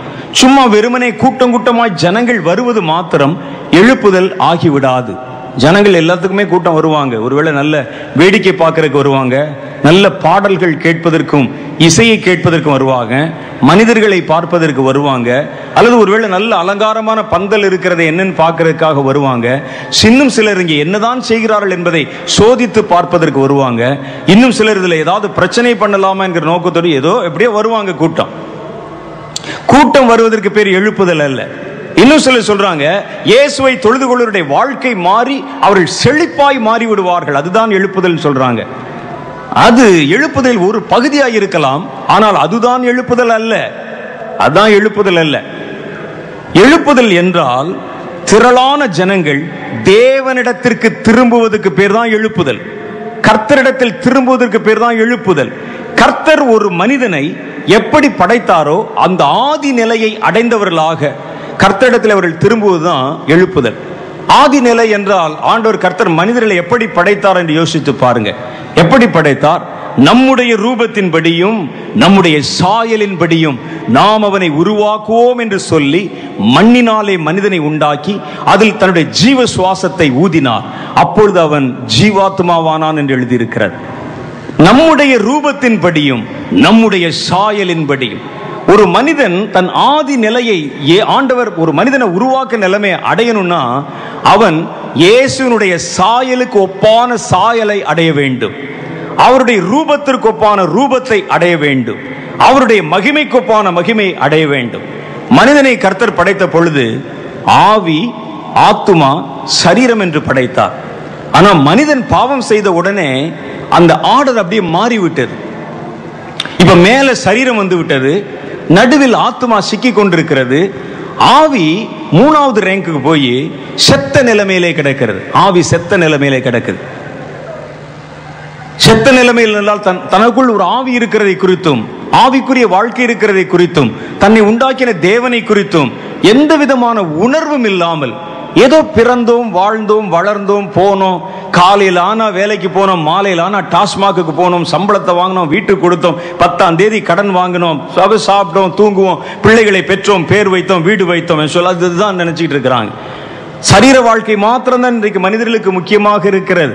சில சொல்லுவாங்க, அப்பா என் கடமை எல்லாம் முடிச்சிட்டேன், 3 பிள்ளைங்களுக்கும் கல்யாணம் பண்ணி வச்சுட்டேன், வீட்டுக்கு வாங்கின லோன்லாம் கட்டி முடிச்சிட்டேன், முடிந்தது, இனி எப்ப என்னை வீடு போங்குது, காடு வா வாங்குது. காடு வாவான்னு சொல்லும், அதற்கு பிறகு உன்னை எங்கே கொண்டு போய் நிறுத்தும் என்பதை யோசிச்சு பார்க்கணும். எங்கே போய் நிறுத்தும்? இன்னைக்கு ரொம்ப அழகா சொன்னாங்க. ஒரு சாதாரண ஒரு கடல்ல, மெரினா பீச்சில் கடல்ல போய் நீங்கள் நின்று பார்த்தால் கடல் பயங்கரமாக இருக்கிறது. கடல் காலை நேரத்தில் ஒரு மாதிரி இருக்கும், மத்தியான நேரத்தில் ஒரு மாதிரி இருக்கும், சாயந்தர நேரத்தில் ஒரு மாதிரி இருக்கும், ராத்திரி நேரத்தில் இன்னும் ரொம்ப அகோரமா இருக்கும். அதோடைய அலைகள் சத்தம் பயங்கரமா இருக்கும். அலைகள் சீறி பாய்ந்து வரும். கடல் பார்ப்பதற்கு ரொம்ப இனிமையா இருக்கும். கால் வச்சு பார்த்தா நல்லா இருக்கும். கொஞ்சம் தூரம் வரைக்கும் உள்ள போனா நல்லா இருக்கும். நடந்து போனா ஒரு இடுப்பளவு தண்ணி, அதற்கு மேல உள்ள போனா பயமும் திடுக்கிடுதலும் திகிலும் பிடித்துக் கொள்ளும். இன்னும் ஆழத்துல இழுத்து செல்லப்பட்டு விட்டால் மனிதனுடைய சப்த நாடியும் ஒடுங்கி போய்விடும். மனசுக்குள்ள திகில் வந்து விடும். அதான் சொன்னாங்க, ஒரு சாதாரண தண்ணீர் நிறைந்த ஒரு கடலுக்குள் மனிதன் போனாலே இத்தனை பயம் இருக்கிறதே, பயங்கரம் இருக்கிறதே. இதுவே முழுக்க முழுக்க தீயா இருந்துச்சுன்னா எப்படி இருக்கும்? நெருப்பு அலையலையாய் கொந்தளித்து கொண்டு வந்தா எப்படி இருக்கும்? அது சுருள் சுருளாய் சுற்றி கொண்டிருந்தா எப்படி இருக்கும்? அதில் ஒரு மனிதனை பிடிச்சு தள்ளினா எப்படி இருக்கும்? இந்த உணர்வு கூட இல்லாத ஒரு மனிதன், தனக்குள் ஒரு ஜீவன் இருக்கிறது, அது நித்திய ஜீவன், அது மரணத்திற்கு பிறகு அது தான் செய்த கிரியைகளுக்கு ஏற்ற பலனை அடைய போகிறது என்கிற உணர்வு கூட இல்லாம ஒரு மனிதர் இருக்கிறான் பாருங்க, அவன் தான் செத்த ஆவியை உடையவர்கள். அவங்களுக்கு ஆவியை குறித்த நம்பிக்கை இல்லை, அவர்களுக்கு ஆவியை குறித்து எண்ணம் கூட வராது, ஆவியினுடைய காரியங்களை குறித்து எந்த விதமான நோக்கம் இருக்க, செத்த நிலைமையில் இருப்பாங்க. அவன் எப்பொழுது ஆண்டவராகிய இயேசு கிறிஸ்துவை அறிந்து அவரை சொந்த இரட்சகராய் ஏற்றுக்கொண்டு கர்த்தருடைய இரத்தத்தினால் கழுவப்படுகிறானோ அவனுடைய ஆவியை கர்த்தர் உயிர்ப்பிக்கிறார். அல்லேலூயா. அப்பதான் அந்த ஆவி செத்த நிலைமையில கோமால கிடந்த ஆவி கண்ணை திறந்து பார்க்குது, எங்க இருக்கேன் அப்படின்னு பார்க்குது. அப்பதான் அந்த ஆவிக்கு அந்த உணர்வுகளே வருகிறது. ஓ, நமக்குள் ஒரு ஜீவன் இருக்கிறது, ஆவி இருக்கிறது என்கிற உணர்வு வருகிறது. இது பேர் தான் ரட்சிப்புன்னு சொல்றோம். இந்த ரட்சிப்பை ஒரு மனிதன் இயேசு தம்முடைய ரத்தத்தை தெளித்த உடனே மரித்து கிடக்கிற அந்த ஆத்துமா, அவனுடைய ஜீவன் ஆவி உயிர் பெற்று எழுந்து விடுகிறது. உயிர் பெற்று எழுந்தா மாத்திரம் போதுமா? அது தான் இழந்த முதல் ஸ்தானத்தை, இடத்தை வந்து பிடிக்கணும். அதைத்தான் ரட்சிப்பை பரிபூர்ணப்படுத்துவது என்று சொல்லுகிறார்கள். இன்னைக்கு பலர் வந்து ரட்சிக்கப்பட்ட அனுபவத்தோடு இருக்கிறாங்க. ஆத்துமா ஆவி உயிரோடு எழும்பி விட்டது, சரீரமும் உயிரோடு இருக்கிறது. சரீரம் தான் மேன்மையான ஸ்தானத்தில் இருக்கிறது, ஆவி உள்ளே இருக்கிறது. அவனுடைய ஆவி இப்போ வந்து கொஞ்சம் உயிர் பெற்றதுனால எப்போவாவது நேரம் கிடைக்கிற நேரத்தில் ஆண்டவரை தேடுகிறது. ஏதோ சர்ச்சுக்கு போவோம், கொஞ்சம் பைபிள் படிப்போம், ராத்திரி தூங்க போகும்போது ஒரு சின்ன ஜெபம் பண்ணிட்டு படுப்போம், இந்த உணர்வு வந்து விட்டது. ஆனால் கர்த்தர் என்ன எதிர்பார்க்கிறார் என்றால், உன் ஆவிக்கு உயிர் வந்ததும் உணர்வு வந்ததும் முக்கியம் அல்ல, உன் ஆவி இழந்து போன தன்னுடைய ஸ்தானத்தை மறுபடியும் பிடிக்க வேண்டும். அந்த ஸ்தானம் எப்படிப்பட்டதா? உன் ஆவி மேலான இடத்துல இருக்கணும், உன் ஆத்துமா கீழே இருக்கணும். மூன்றாவதாகத்தான் உன் சரீரம் வர வேண்டும். இதுதான் நான் உன்னை உருவாக்கின உன்னுடைய டிசைன், இப்படிதான் நான் உன்னை படைத்தேன், இதுதான் பரிபூரணத்துவம், இதுதான் என்னுடைய சாயல். நான் இப்படிப்பட்ட சாயலைத்தான் தரித்திருக்கிறேன். அவர் ஜீவன்களின் தேவன், அவர் ஆவிக்குரிய தேவன். இந்த நிலைமை அடையணுமா? மனிதர்கள் கூட்டம் கூட்டமாய் தன்னை உருவாக்கின தேவனிடத்தில் திரும்புவதற்கு பேர் தான் எழுப்புதல். எழுப்புதல் வந்தால் மனிதனுடைய வாழ்க்கையில பாவங்கள் மறைந்து போக வேண்டும். அவன் பாவத்தை குறித்த உணர்வுள்ளவனாய் இருக்க வேண்டும். பொல்லாத பிசாசை கண்டு விலகுகிறவனாய் இருக்க வேண்டும். கர்த்தராகிய தேவனுக்கு என்று ஜீவிக்கிறவனாய் இருக்க வேண்டும். வெறும் கூட்டம் கூடுகிற கூட்டத்தை கர்த்தர் எதிர்பார்க்கல. இடைப்பட்ட காலங்களில் நிறைய எழுப்புதல்கள் வந்ததாக சரித்திர குறிப்புகள் சொல்லுகின்றன. வேல்ஸ் என்ற இடத்துல நடந்த எழுப்புதலை தான் ரொம்ப பிரபலமாக சொல்லுகிறார்கள். நான் அந்த எழுப்புதலை குறித்து வாசி பார்த்தேன். வேல்ஸ் என்ற இடத்துல 1904 வருஷம் எழுப்புதல் வந்து 1905 வருஷம் வரைக்கும் நீடித்தது என்று போட்டிருக்கிறாங்க. இந்த ஒரு வருஷ இடைவெளியில 1,50,000 பேர் ஞானஸ்நானம் பண்ணப்பட்டு சபைகளிலே சேர்க்கப்பட்டார்கள். சபைகள் நிரம்பி வழிந்தது என்று எழுதப்பட்டிருக்கு. ஆனா நான் யோசித்து பார்த்தேன், ஒரு எழுப்புதல் வந்து ஒரு வருஷம் மாத்திரம் நீடித்தது, ஏன் அதுக்கு அடுத்த வருஷம் நீடிக்கல? சபை தொடர்ந்து நடந்து கொண்டே இருக்கிறது. சபையில கூட்டம் இருக்கிறாங்க, சபையில ஜனங்கள் இருக்கிறாங்க. அவர்கள் வெறும் கூட்டத்தை மாத்திரம் வச்சிருந்தாங்க. அவங்க என்ன செய்யணுமா? அந்த எழுப்புதலை வெளியே பரவ செய்ய வேண்டும். அது செய்வதை விட்டு விட்டாங்க. இப்படி வர்ற எழுப்புதல், சில எழுப்புதல் 10 வருஷம் நீடித்திருக்கிறது, சில எழுப்புதல் 4 வருஷம் நீடித்திருக்கிறது. நான் ஆண்டவராகிய கர்த்தரிடத்தில் ஜெபம் பண்ணேன் சில வருஷங்களுக்கு முன்னால். ஆண்டவரே, எங்க இந்திய தேசத்துல ஒரு எழுப்புதல் வரும்னு சொல்றீங்களே, இந்த எழுப்புதல் எவ்வளவு வருஷம் இருக்க போகுது? சில தேச சரித்திரத்தில் போட்டிருக்கிறாங்க 22 வருஷம் ஜனங்கள் ஜெபிச்சாங்க, 25 வருஷம் 22 வருஷம் ஜெபிச்சாங்க. கர்த்தர் ஒரு பெரிய எழுப்புதலை தேசத்திலே கட்டளையிட்டார். எழுப்புதல் 4 வருஷம் அங்கே நீடிச்சதுன்னு போட்டிருக்கிறாங்க. 22 வருஷம் ஜெபம் பண்ணி அதை 4 வருஷம் எழுப்புதலை நம்ம அந்த இடத்தில் அறுவடை செய்தால் அது லாபமா நஷ்டமா? நீங்க தான் சொல்லணும். 40 மூட்டை நெல்லை போட்டு 4 மூட்டை நெல் கிடைத்தால் லாபமா நஷ்டமா? 4 லட்சம் ரூபா முதலீடு பண்ணி 4000 ரூபா நமக்கு நம்முடைய கைக்கு திரும்பி வந்துச்சுன்னா லாபமா நஷ்டமா? நான் யோசிச்சு பார்த்தேன், என்ன ஆண்டவரே, எங்கள் தேசத்தில் வருகிற எழுப்புதலுக்கு ஏறத்தாழ பல வருடங்களாக ஜெபித்துக் கொண்டிருக்கிறோம். நாங்க மாத்திரம் இல்ல, கர்த்தர் பேசி பல தலைமுறைகளாக டாக்டர் ஜீவானந்தம் ஐயா, டாக்டர் டிஜிஎஸ் தினகரன் அவர்கள், இன்னும் நிறைய தேவனுடைய ஊழியக்காரர்கள் இந்த எழுப்புதல் தரிசனத்தை பெற்றுக் கொண்டார்கள். இந்திய தேசத்தை கர்த்தர் ஒரு பெரிய எழுப்புதலுக்காக வைத்திருக்கிறார் என்று அவர்களோடு கர்த்தர் பேசினதுனால இந்த சென்னை பட்டணத்திலே கூட்டம் கூடி விபி ஹால் என்ற இடத்துல முழு இரவு ஜெபத்தை ஆயத்தப்படுத்தி முழு இரவும் ஜெபித்தார்கள். ஜெபிக்கிறவங்களை எழுப்புனாங்க, சபைகள் எழுப்புனாங்க, எழுப்புதல் வரும் என்று. அவ பல தலைமுறையாக இந்த எழுப்புதலை நாங்கள் எதிர்பார்த்து காத்திருக்கிறோமே, பல தலைமுறையாக நாங்கள் ஜெபித்துக் கொண்டிருக்கிறோமே, ஏறத்தாழ 40 வருடமாக 35 வருஷமா நாங்கள் ஜெபித்துக் கொண்டிருக்கிறோமே. எங்க தேசத்துல வர்ற எழுப்புதல் எத்தனை வருஷம் நீடிக்கும்? 3 வருஷத்துல முடிஞ்சிருமா? 2 வருஷத்துல முடிஞ்சிருமா? அல்லது 1 வருஷம் நீடித்து அதோடு முடிந்து விடுமா? எங்கள் கண்கள் காண வந்து எங்கள் கண்கள் மூடுவதற்குள்ளது அணைந்து போய் விடுமா? இது என்ன ஆண்டவரே கொடுமையா இருக்கு, எங்க தேசத்துல எப்படி வரும்னு சொல்லி கர்த்தரிடத்துல ஜெபிச்சேன். கர்த்தர் சொன்னார், உன் இந்திய தேசத்தை நான் ஒரு பெரிய எழுப்புதலுக்காக முன்குறித்து வைத்திருக்கிறேன். அது இன்னைக்கு நேத்தல்ல, நான் இந்த உலகத்தில் அனுப்பப்பட்ட போது அது என்னுடைய மனதில் இருக்கிறது. இது கர்த்தர் சொன்ன வார்த்தை. நான் எதையும் கூட்டல குறைக்கல, என் மனதில் இருக்கிறது. ஆகவேதான் இந்த தேசத்தை என் கருத்தில் வைத்து நான் என் அப்போஸ்தலர்களை, சீடர்களை அனுப்பின பொழுது என்னோடு உண்டு உறங்கி தூங்கி ஊழியம் செய்த என்னுடைய உத்தம சீஷனாகிய தோமாவை உன் தேசத்துக்கு அனுப்பி வைத்தேன். நான் அமெரிக்காவுக்கு அனுப்பல. அமெரிக்கர்கள் அந்த நேரத்தில் அவர்கள் மலை குகைகளிலே காட்டு மிராண்டிகளை போல கேனிபல்ஸ் என்று சொல்லுவாங்க, மனித நரமாம்சம் சாப்பிடுறவங்களா இருந்தாங்க. அஷ்டக்கிணர் இருந்தார்கள்.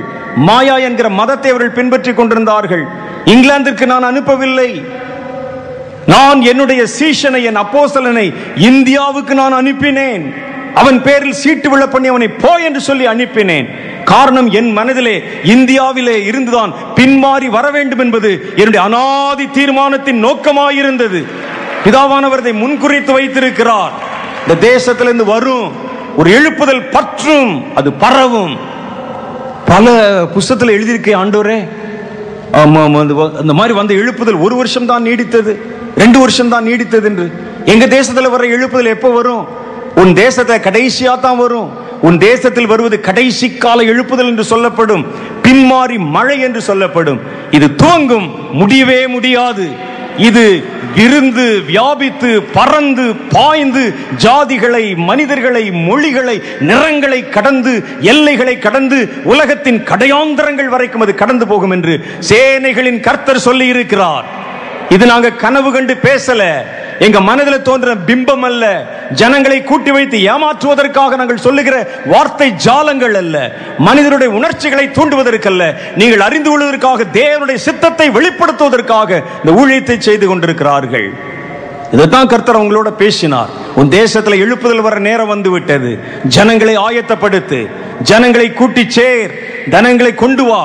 ஒரு காலத்துல நாங்கள் சுவிசேஷம் அறிவித்துக் கொண்டிருந்தோம், நற்செய்தி கூட்டங்கள் மாத்திரம் தான் நடத்தி கொண்டிருந்தோம், மனிதர்களை, சரீரங்களை குணமாக்கி கொண்டிருந்தோம். அப்பவும் இது மாதிரி நிறைய ஜனங்கள் வந்தாங்க, அதுவே எங்களுக்கு போதும். ஒரு இடத்துல வந்து ஜனங்களை நிறைய கொண்டு நாங்கள் வாழ்க்கையை சுகமாய், ஊழியத்தை வைத்து சுகமாய் நடத்த வேண்டுமானால் நாங்கள் நல்ல நல்ல நற்செய்தி கூட்டங்களை நடத்தி, நற்செய்தி சொல்வது தப்பு இல்லை, சுகமாக்குகிற கூட்டங்களை நடத்தி கொண்டு ஜாலியா நாங்கள் போய்கொண்டே இருக்கலாம். எங்களுக்கு என்று மேடை போடுவதற்கு எத்தனையோ சபைகள் இருக்கிறாங்க. எங்களை கூப்பிட்டு கூட்டம் நடத்தி நல்ல கையில காணிக்கை கொடுத்து அனுப்புவதற்கு ஆட்கள் இருக்கிறாங்க. நாங்க ஒரு துரும்பை கூட அசைக்க வேண்டியதில்லை, நேரா போக வேண்டியது, சட்டை கசங்காமல் போய் மேடையில நிக்கலாம். என் வார்த்தைகளை, சில வார்த்தைகளை எடுத்து நாங்க வாட்டு பிரசங்கம் பண்ணலாம். கொஞ்ச நேரத்தில் கடைசியில் ஜனங்களை அழைத்து அவர்களுக்கு சுகமாக்கலாம். 3 நாள் கூட்டம் அடிச்சு வீட்டுக்கு வந்துடலாம், நல்ல பணம் சம்பாதிக்கலாம், கஷ்டப்பட வேண்டிய அவசியம் இல்லை. நீங்கள் அமர்ந்திருக்கிற இந்த பந்தல் நவம்பர் மாசம் கடைசியில் ஆரம்பிக்கப்பட்டு இன்னைக்கு வரைக்கும் ஏறத்தாழ 1.5 மாசத்துக்கு மேல, 2 மாசத்துக்கு மேல இரவு பகலாக தேவனுடைய பிள்ளைகள் தங்களுடைய சொந்த காசை செலவழித்து இங்க வேலை செய்திருக்கிறார். தெரியுமா உங்களுக்கு? இது சம்பாதிக்கிறதுக்கு பண்ண கூட்டம் இல்ல, இரவு பகலாக கூட்டம் கூட்டமாய் வந்து, ஐயோ ஆண்டவரே, இந்த தேசத்தை குறித்த ஒரு உணர்வை என் ஜனங்கள் பெற வேண்டும், நீர் எங்களுக்கு வாக்குத்தத்தம் பண்ணின அந்த விடுதலை, அந்த எழுப்புதல் என் தேசத்திற்கு வர வேண்டும். எத்தனை முறை இந்த இடத்துல வந்து கூட்டம் நடத்தி தெரியாம அநேகரை அழைத்து ஆயத்த கூட்டங்கள், 3 முறை ஆயத்த கூட்டங்கள் வச்சு நடத்தி பந்தல் போட்டு ராத்திரி பகலா நின்று சொந்த காசை செலவழித்து எவன் தன்னுடைய தண்டிலே வேலை செய்வான்? இது யாரோ நடத்துகிற கூட்டம் இல்லை, நாமே நடத்துறாங்க. அவருடைய சொந்த பணத்தை போடுறாங்க. இயேசு விடுவிக்கிறார் குழுவினர், அவர்களுக்கு உதவி செய்கிற சிலர் சேர்ந்து இந்த கூட்டத்தை நடத்துறாங்க. உங்ககிட்ட பைசா வாங்குவது இல்லை, உங்ககிட்ட வாங்குற நீங்கள் ஒருவேளை மனமூந்து கொடுக்கிற காணிக்கை அது ஒரு பாதி பகுதி இல்லை, ஒரு 30% கூட அது எட்டவே எட்டாது என்று எங்களுக்கு தெரியும். ஒரு கூட்டத்தை நாமளே நடத்தினா அது என்ன மாதிரி வந்து முடியும் என்பது எங்களுக்கு தெரியும். ஆனாலும் 12 மணி நேர உபவாசங்கள் என்று தேசத்தினுடைய பல மாநிலங்கள் பல மாவட்டங்களில் போய் நடத்தினது முழுசும் தன்னுடைய சொந்த காசு செலவழித்து ஏன் நடத்துகிறார்கள் தெரியுமா? கர்த்தருடைய சித்தம் நிறைவேற வேண்டும். வரும்பொழுது ஜனங்களுக்கு சொல்றாங்க, முதல் காரியம் இதெல்லாம் வந்து ஒரு 10 வருஷத்துக்கு முன்னாடி சொன்னா யாருமே வரமாட்டாங்க. நீங்க வாங்க, நம்ம எல்லாம் சேர்ந்து தேசத்துக்கு ஜெபம் பண்ண போறோம். 12 மணி நேரம் ஜெபம் பண்ண போறோம். நோ இன்டர்வல் கொடுக்க மாட்டோம், காஃபி டீ எதுவும் கொடுக்க மாட்டோம், பச்சை தண்ணி கூட கொடுக்க மாட்டோம். உள்ளே வந்து நீங்க உட்காரலாம், ஜெபம் பண்ணலாம். ஒருவேளை ரொம்ப தாகமா இருந்துச்சுன்னா அப்படி வெளியே போய் பாருங்க, ஓரத்துல தண்ணி வச்சிருப்பாங்க, குடிச்சிட்டு வேகமா ஓடி வந்துடணும். ஆனா நாங்க இடைவேளை கொடுக்க மாட்டோம். அதே நேரத்தில் உங்களுக்கு நாங்க ஜெபிக்கவும் மாட்டோம். உங்கள் பிரச்சனை சொல்லி தலை வலிக்குது, கை வலிக்குது, கால் வலிக்குது, பிள்ளைகளுக்கு கல்யாணம் ஆகல, வீட்டுல பில்லி சூனியம், எனக்கு நல்ல ஒரு வேலை கிடைக்கல, புருஷன் சரியில்லை, குடிகாரனா இருக்கிறான், மனம் திரும்ப, இதெல்லாம் எதற்கும் ஜெபிக்க மாட்டோம். வேற என்னதாங்க செய்வீங்க 12 மணி நேரம்?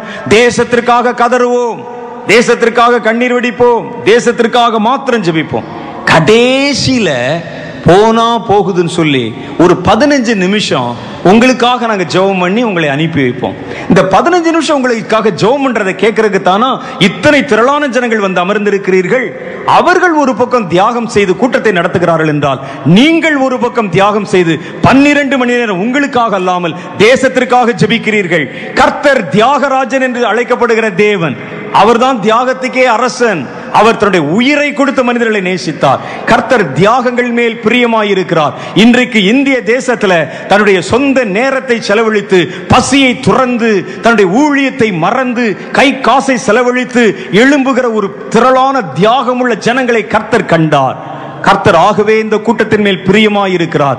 கர்த்தர் தான் சொன்னதை நிறைவேற்றியே தீருவார். நடக்கும். எல்லாரும் ஒரு தியாகம் செய்து அந்த இடத்துல வந்து உட்கார்ந்து இருக்கிறோம். நமக்காக அல்ல. இந்த அழைப்பு கொடுத்த போது ஏன் இத்தனை பேர் திரளாய் வந்தோம்? கர்த்தருடைய வேளை வந்து விட்டது. கர்த்தருடைய ஆவியானவர் நம்மை ஒரே மனமுள்ளவர்களாக கூட்டி சேர்த்து கொண்டிருக்கிறார். அல்லேலூயா. அந்த எழுப்புதல் மேகம், அந்த எழுப்புதல் காலம் வர ஆரம்பித்து விட்டது. கர்த்தரை சந்திக்க போகிறார். அதற்காக ஆண்டவர் சொன்னார், எழுப்புதல் ஆரம்பிக்கும், என் வருகை வரைக்கும் நீடிக்கும். உபத்திரவ காலம் வந்தாலும், மகா பெரிய உபத்திரம் வந்தாலும் அது நீடிக்கும். அப்ப ஏன் ஆண்டவர் இந்திய தேசத்திலிருந்து, எருசலேமிலிருந்து நீர் ஆரம்பிக்கலாமே? முதல் நூற்றாண்டுல எருசலேமில் இருந்தான ஆரம்பித்து, இப்ப எருசலேமில் யார் இருக்கிறா? எருசலேமில் நீங்க உங்களால கிறிஸ்தவர்களை பார்க்க முடியாது. இன்னைக்கு பல பேர் தப்பா நினைச்சுக்கிட்டு இருக்கிறாங்க. யூதர்கள் கிறிஸ்தவர்கள் என்று நினைத்துக் கொண்டிருக்கிறார்கள். யூதர்கள் கிறிஸ்தவர்கள் அல்ல. நீங்க வந்து இஸ்ரேல் போய் பாருங்க, யூதர்கள் கிறிஸ்தவர்கள் அல்ல, கிறிஸ்துவை நம்புகிறவர்களும் அல்ல, கிறிஸ்துவை ஏற்றுக்கொள்ளுகிறவர்களும் அல்ல. யூதர்கள் என்ன செய்வாங்க? தன்னுடைய வயிற்று பிழைப்புக்காக இயேசு வச்சுதான் இன்னைக்கு அவன் சாப்பிட்டுக்கிட்டு இருக்கிறானா? இயேசுவை பற்றி சொல்றதுனால தான் சாப்பிட்டுக்கிட்டு இருக்கிறாங்க.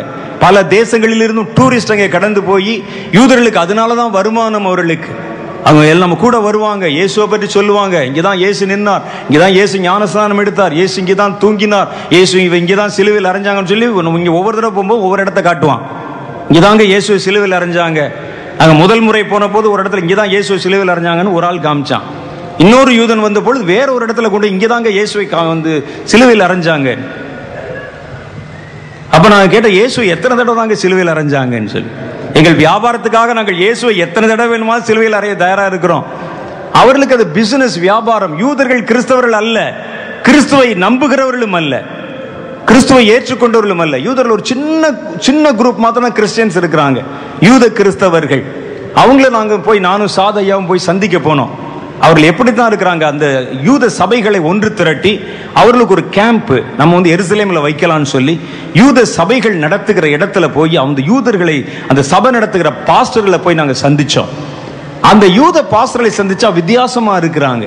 அவர்கள் எப்படி இருக்கிறார்கள் என்றால், யூத பாரம்பரியத்தை, பழைய ஏற்பாட்டு பாரம்பரியத்தையும் கடைபிடிக்கிறார்கள், இயேசுவையும் சேர்த்துக் கொள்ளுகிறார்கள். அவ்வளவுதான். அது சின்ன கூட்டத்தில், சின்ன நம்பர்ல இருக்கிறாங்க. அவர்களை வைத்து ஒரு பெரிய எழுப்புதலை கொண்டு வர முடியாது. யூதர்களுக்கு ஒப்பாகவே தேவன் தாங்கள் அறிந்திருக்கிற தேவனுக்காக உயிரையும் கொடுக்கத்தக்கதான துணிச்சலும் வைராகியமும் தேவன் மேல பக்தியும் இருக்கக்கூடிய ஜனங்களை நீங்க உலகத்துல பார்க்கணும்னா இந்தியாவுல மாத்திரம்தான் நீங்க பார்க்க முடியும். அல்லேலூயா.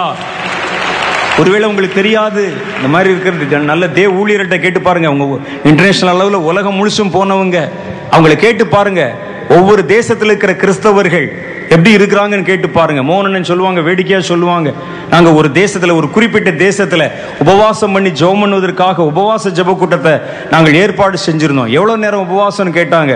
காலையில 10 மணிக்கு ஆரம்பிச்சு மத்தியானம் 2 மணி 3 மணிக்கு முடிச்சிருவோம்னு சொன்னோம். அதற்கு அவர்கள் டிஃபன் பாக்ஸ் எடுத்துக்கொண்டு பொட்டம்லாம் கட்டிட்டு வந்துட்டானா.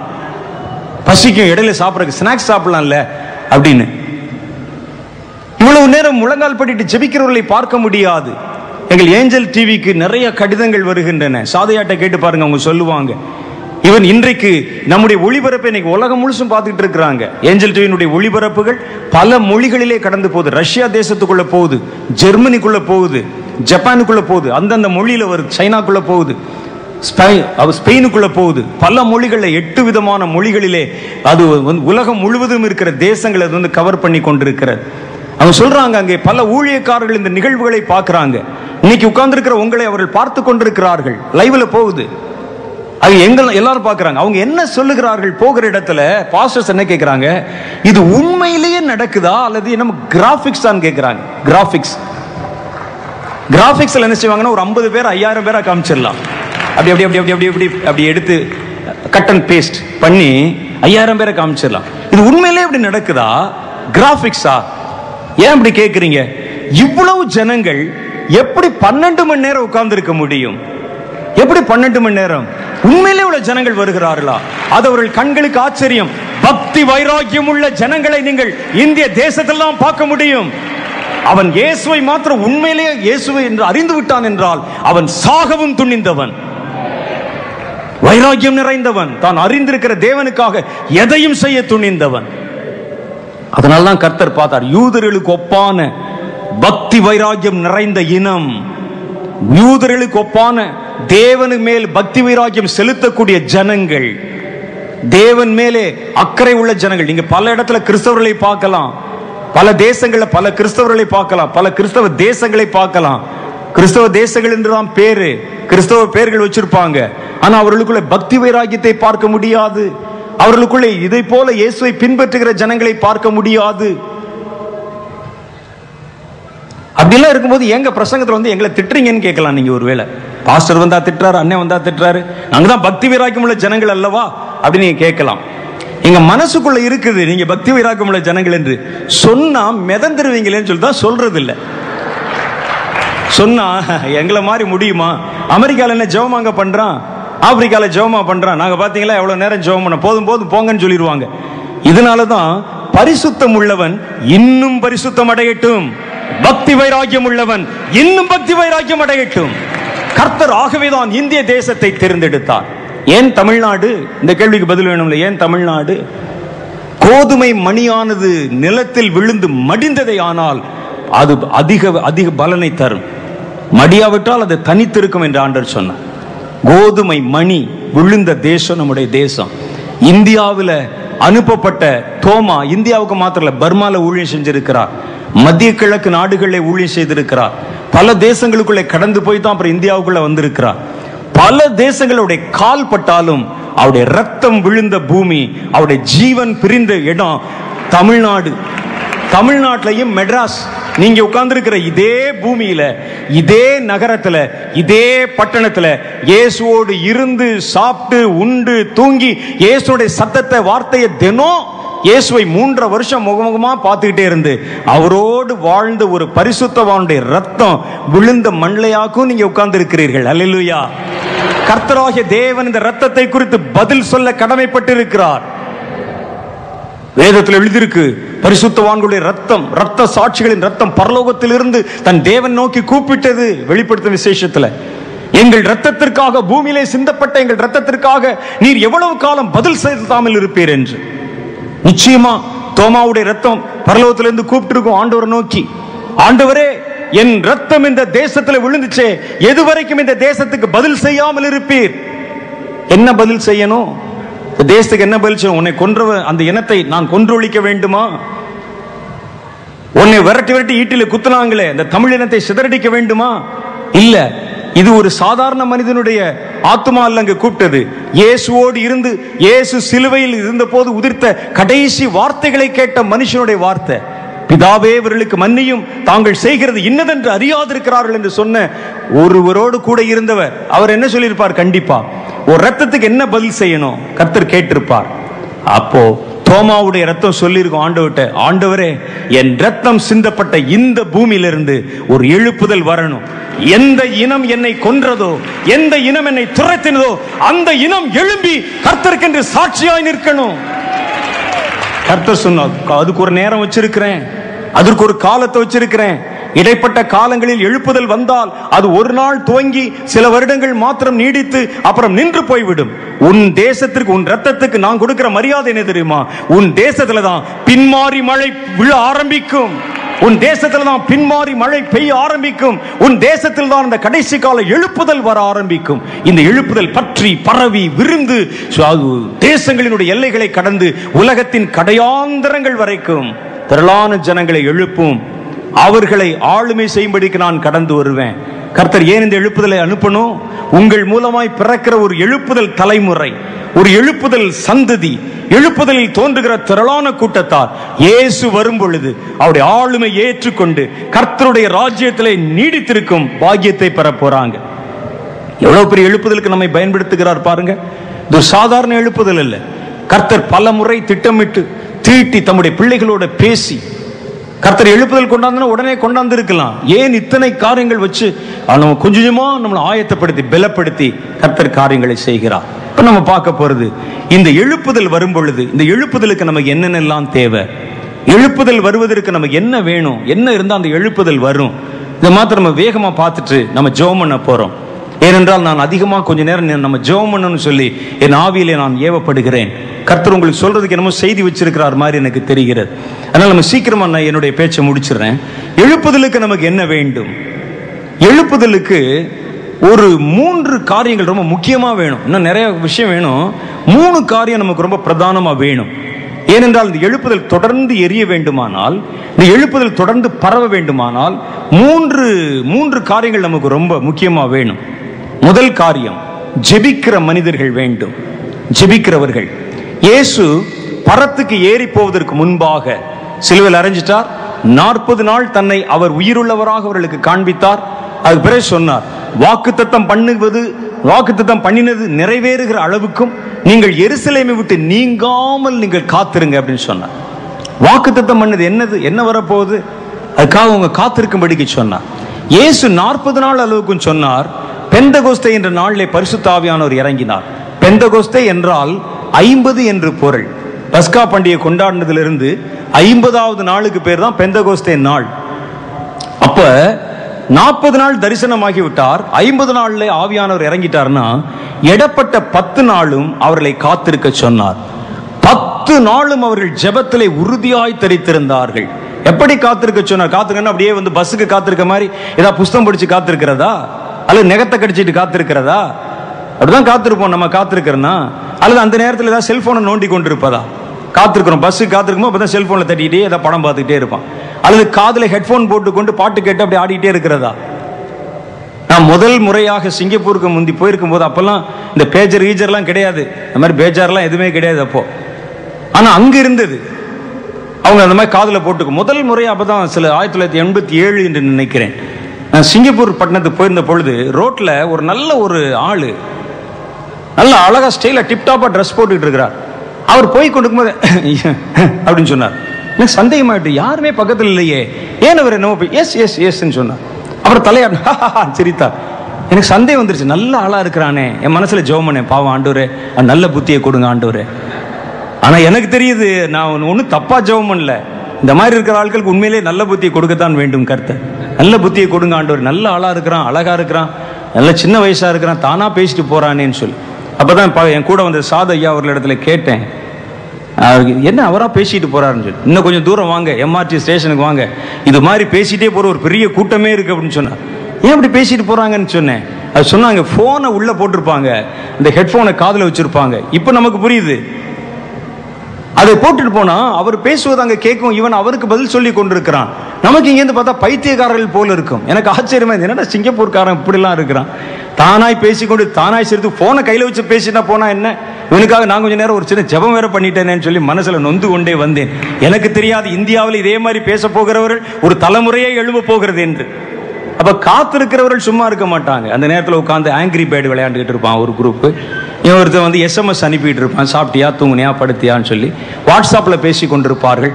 ஃபோன் நம்ம வச்சிருக்க ஃபோனு மனிதரோட பேசுறதை தவிர மற்ற எல்லா வேலையும் வந்து சரியா செய்கிறது. மனிதர்களோட பேச ஃபோன் பண்ணா மாத்திரம் தான் கனெக்ஷன் கிடைக்க மாட்டேங்குது. மற்றபடி படம் எடுக்குது, டிவி காமிக்குது, இன்டர்நெட்ல பேசுது, வாட்ஸ்அப் வேலை செய்யுது, எல்லாம் வேலை செய்யுது, பேச மாத்திரம் மாட்டேங்குது. ஃபோனு டவர் வேலை செய்ய மாட்டேங்குது அடிக்கடி. அதெல்லாம் போட்டு ஒரு பக்கம். காத்திருக்கிறவர்கள் அப்படி காத்திருப்பாங்க. சிலர் புஸ்தகம் படித்துக் கொண்டு காத்திருப்பார்கள், சிலர் வெட்டியா ஏதாவது வேலை செய்து காத்திருப்பாங்க. காத்திருக்குதல் என்ற அர்த்தம் கர்த்தருடைய பிள்ளைகளை பொறுத்த அளவிலே ஜெபம் பண்ணி காத்திருக்க பேர் தான் காத்திருத்தல். ஏசாயா தீர்க்கதரிசி சொல்றாரு, வாலிபரும் இளைப்படைந்து விழுந்து போவார்கள், கர்த்தருக்கு காத்திருக்கிறவர்களோ இளைப்படையாமல் சோர்வட கழுகுகளை போல சட்டையடித்து புறப்படுவார்கள். அவர்கள் ஓடினாலும் இளைப்படைய மாட்டார்கள், நடந்தாலும் சோர்ந்து போக மாட்டார்கள். கர்த்தருக்குன்னு காத்திருக்கிறவங்க, ஜெபத்துல காத்திருக்கிறவங்க பாருங்க, சோர்வடைய மாட்டார்களாம். கர்த்தருக்கு காத்திருக்கிறவர்கள் பலனடைந்து செட்டையடித்து புறப்படுவார்களாம், புது பலனால் தரிப்பிக்கப்படுவார்களாம். ஏசாயா சொன்ன வார்த்தை உண்மைதானா? உண்மைதான். எதை வச்சு சொல்றீங்க? 12 மணி நேரத்தில் கிட்டத்தட்ட 8 மணி நேரத்தை கடந்து விட்டீர்கள். உங்களில் பலர் உட்கார்ந்த இடத்தில் விட்டு நீங்கள் எழுந்திருக்கவே இல்லை. முகத்தை கூட நீங்க கழுவல, வேர்வை வடிந்து கொண்டிருக்கிறது. உஷ்ணமான ஒரு இடத்துல இருக்கிறோம். ஏறத்தாழ 1,00,000க்கு அதிகமான ஜனங்கள் இந்த இடத்துல கூட்டம் கூடி இருக்கிறாங்க. இவ்வளவு திரளான ஜனங்களுக்கு நடுவில் இருக்கிறீங்க. ஆனா உங்க முகத்துல வாட்டம் இல்ல, உங்களுடைய முகத்துல எண்ணெய் வழிஞ்சு போயிருக்கல, உங்க முகம் கருப்பாகல. நீங்க அழகாக கர்த்தர் உங்களை வைத்திருக்கிறார். விட்டா நீங்க இன்னொரு 12 மணி நேரம் கூட ஜெபிப்பீங்க. இதுதான் ஜெபத்திலே காத்திருக்கிறவனுக்கு கர்த்தர் கொடுக்கிற பலன். 40 நாள் மலையின் மேல் ஏறி வா என்று மோசே அழைத்தார். 40 நாள் பேசினார் கர்த்தர். மோசே அப்படியே உட்கார்ந்துகிட்டே இருக்கிறார் மேல. எவ்வளவுதான் நல்லா பேசக்கூடிய ஆள் பேசினா கூட 40 நாள் ராத்திரி போல பேசினா எப்படி இருக்கு யோசிச்சு பாருங்க. நல்லா பேசக்கூடிய நல்ல ஊழியக்காரர் இருந்தா கூட 40 நாள் லேசா கண்ண கேளு, என்ன எந்திரிச்சு நில்லு, நின்று கேளு, அப்படி நின்று அப்படி தலையாட்டம் போட்டு ஒரு நாள் உட்காரலாம். அப்படி வரும்.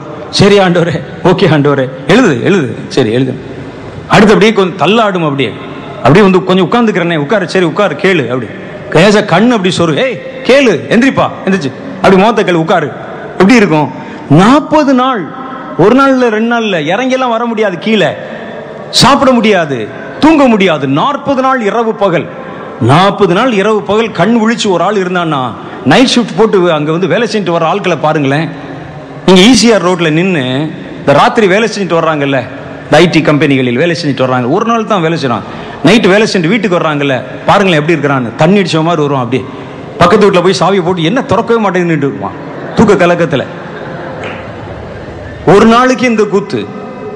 இடம் தெரியாம சிலர் வேற வீட்டுக்குள்ள உள்ள இன்னமா சமையல் ஆகலன்னு சொல்லி வேற யார்ட்டையே போய் கேட்டுட்டு இருப்பான். அடி வாங்கிட்டு வந்த ஆள்லாம் இருக்கிறாங்க ஒரு நாள் கூத்துக்கு. 40 நாள் இப்படி முழிச்சிருந்து 40 நாள் பேச்சு கேட்ட ஆளுக்கு எப்படி இருக்கணும் முகம்? அப்படியே சொங்கி அடிச்சு பங்கி அடிச்ச மாதிரி இப்படி இருந்து கண்ணெல்லாம் உள்ள போய் எங்க இருக்கோன்னு தெரியாம மிதந்துட்டு வரணும்.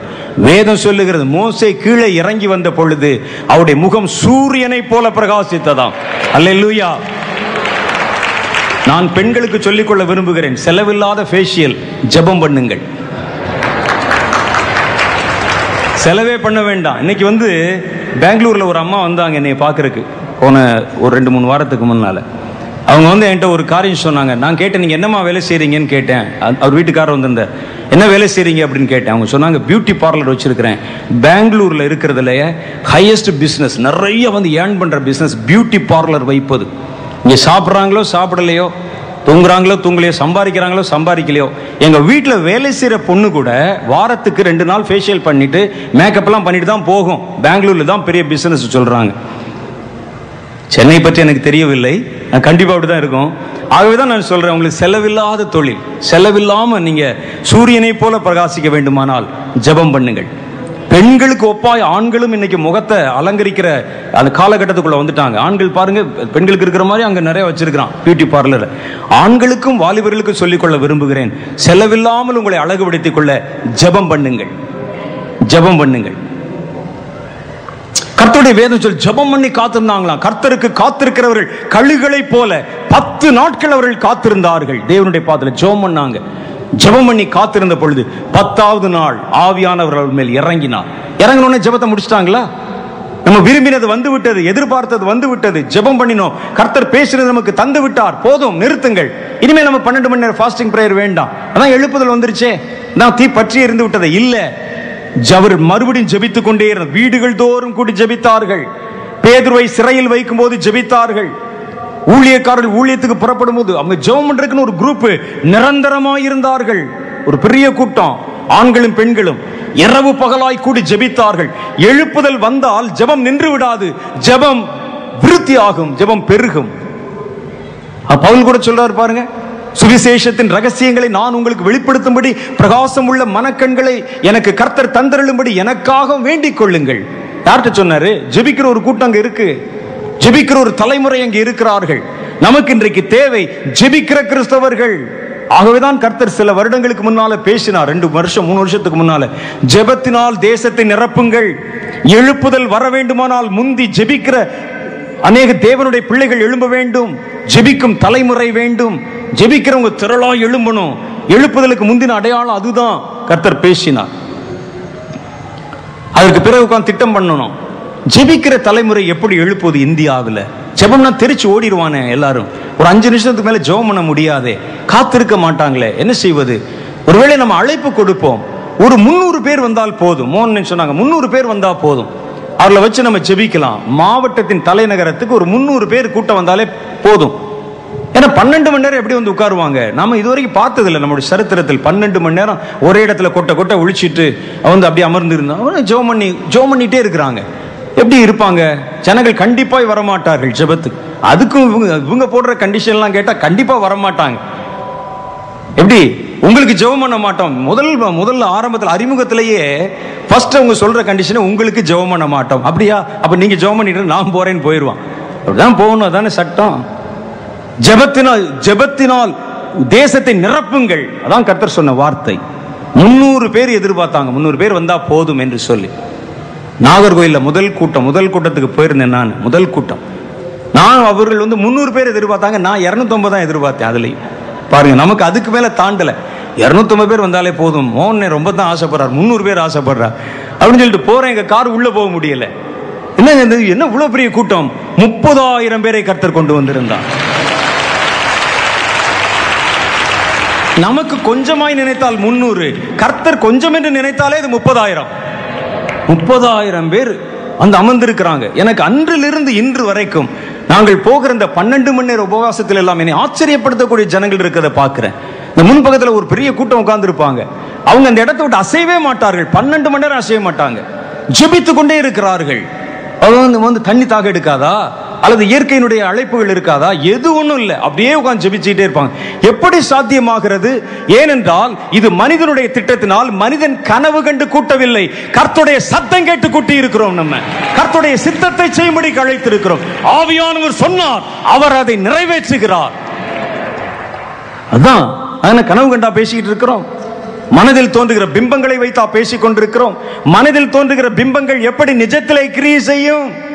எப்படி நிஜத்திலே தன்னுடைய ஜெபத்தை காணிக்கையாக்குகிற திரளான ஜனங்களை எப்படி தேசத்திலே எழுப்பும்?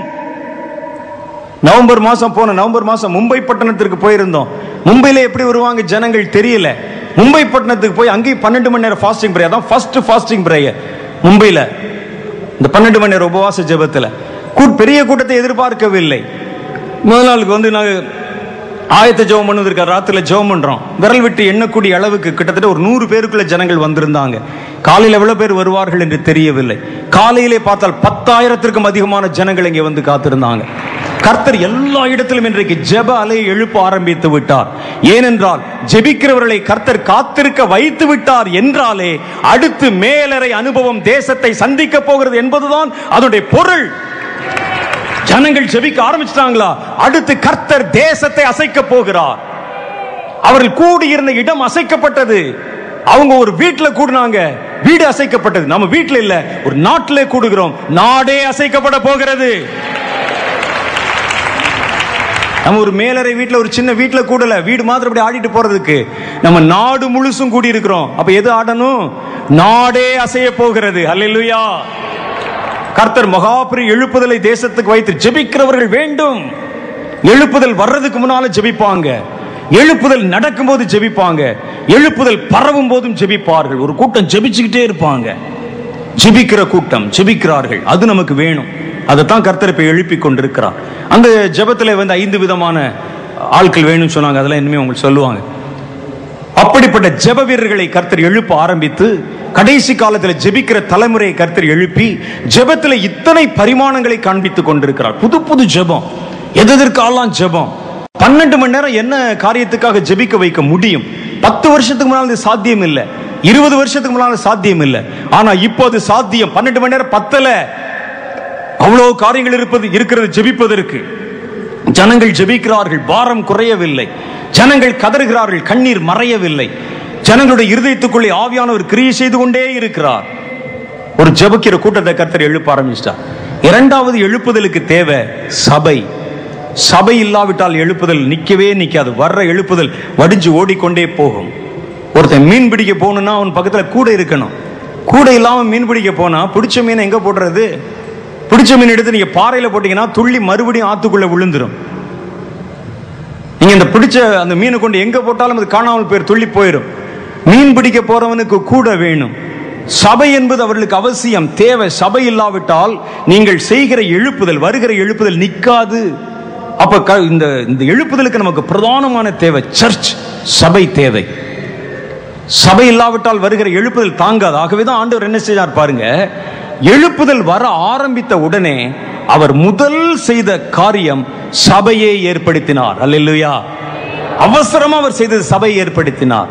அப்போஸ்தலர் புஸ்தகம் 2வது அதிகாரம் நான் அடிக்கடி சொல்றது உண்டு. ஒரு மனிதன், ரட்சிக்கப்பட்ட மனிதன் சபையிலே சேர்க்கப்படணும். சேர்க்கப்படாட்டா தப்பிச்சு போயிடுவான், அல்லது காணாம போயிடுவான், கரப்பட்டு போயிடுவான், அல்லது அவன் அழிந்து போய் விடுவான், நாசமாய் போய் விடுவான். சபை அவனுக்கு தேவை. கர்த்தர் முதல்ல என்ன செய்தார் பாருங்கள். அப்போஸ்தலர் புஸ்தகம் 2வது அதிகாரம் சொல்லுகிறது, அவர்கள் ஒருமனப்பட்டு ஓரிடத்திலே கூடி வந்திருந்தார்கள். அந்த அதிகாரம் ஆரம்பிக்கும் போது ஓரிடத்திலே என்று ஆரம்பிக்கிறது. அந்த அதிகாரம் முடியும் பொழுது சபை என்று முடிகிறது. அல்லேலூயா. இடையில எழுப்புதல் வந்தவுடனே ஓரிடமாய் இருந்தது சபையாய் மாற்றப்பட்டு விட்டது. ஜனங்களை கர்த்தர் அனுதினமும் ரட்சிக்கப்படுவர்களை கர்த்தர் சபையிலே சேர்த்து வந்தார். என்ன செய்யணும்? ரட்சிக்கப்படுவது ஓரிடமாய் இருந்தாலும் சேர்க்கப்படுவது சபையாய்த்தான் இருக்க வேண்டும். சபையில தான் சேர்க்கப்படணும். ஓரிடத்தில் ரட்சிக்கப்பட்டோம். நாங்க இந்த மைதானத்தில் ரட்சிக்கப்பட்டோங்க, இந்த அவருடைய கூட்டத்தில், சுவிசேஷ கூட்டத்தில் ரட்சிக்கப்பட்டோம். ரட்சிக்கப்படுவது ஓரிடமாய் இருக்கட்டும், சேர்க்கப்படுவது மாத்திரம் சபையாய்த்தான் இருக்க வேண்டும். சபையிலே சேர்க்கப்படாத ஆத்துமா செதறி போயிரும். சபையிலே சேர்க்கப்படாத ஆத்துமா நிலை நிற்காது. ஆகவேதான் கர்த்தர் சபை என்ற அமைப்பை ஏற்படுத்தினார்.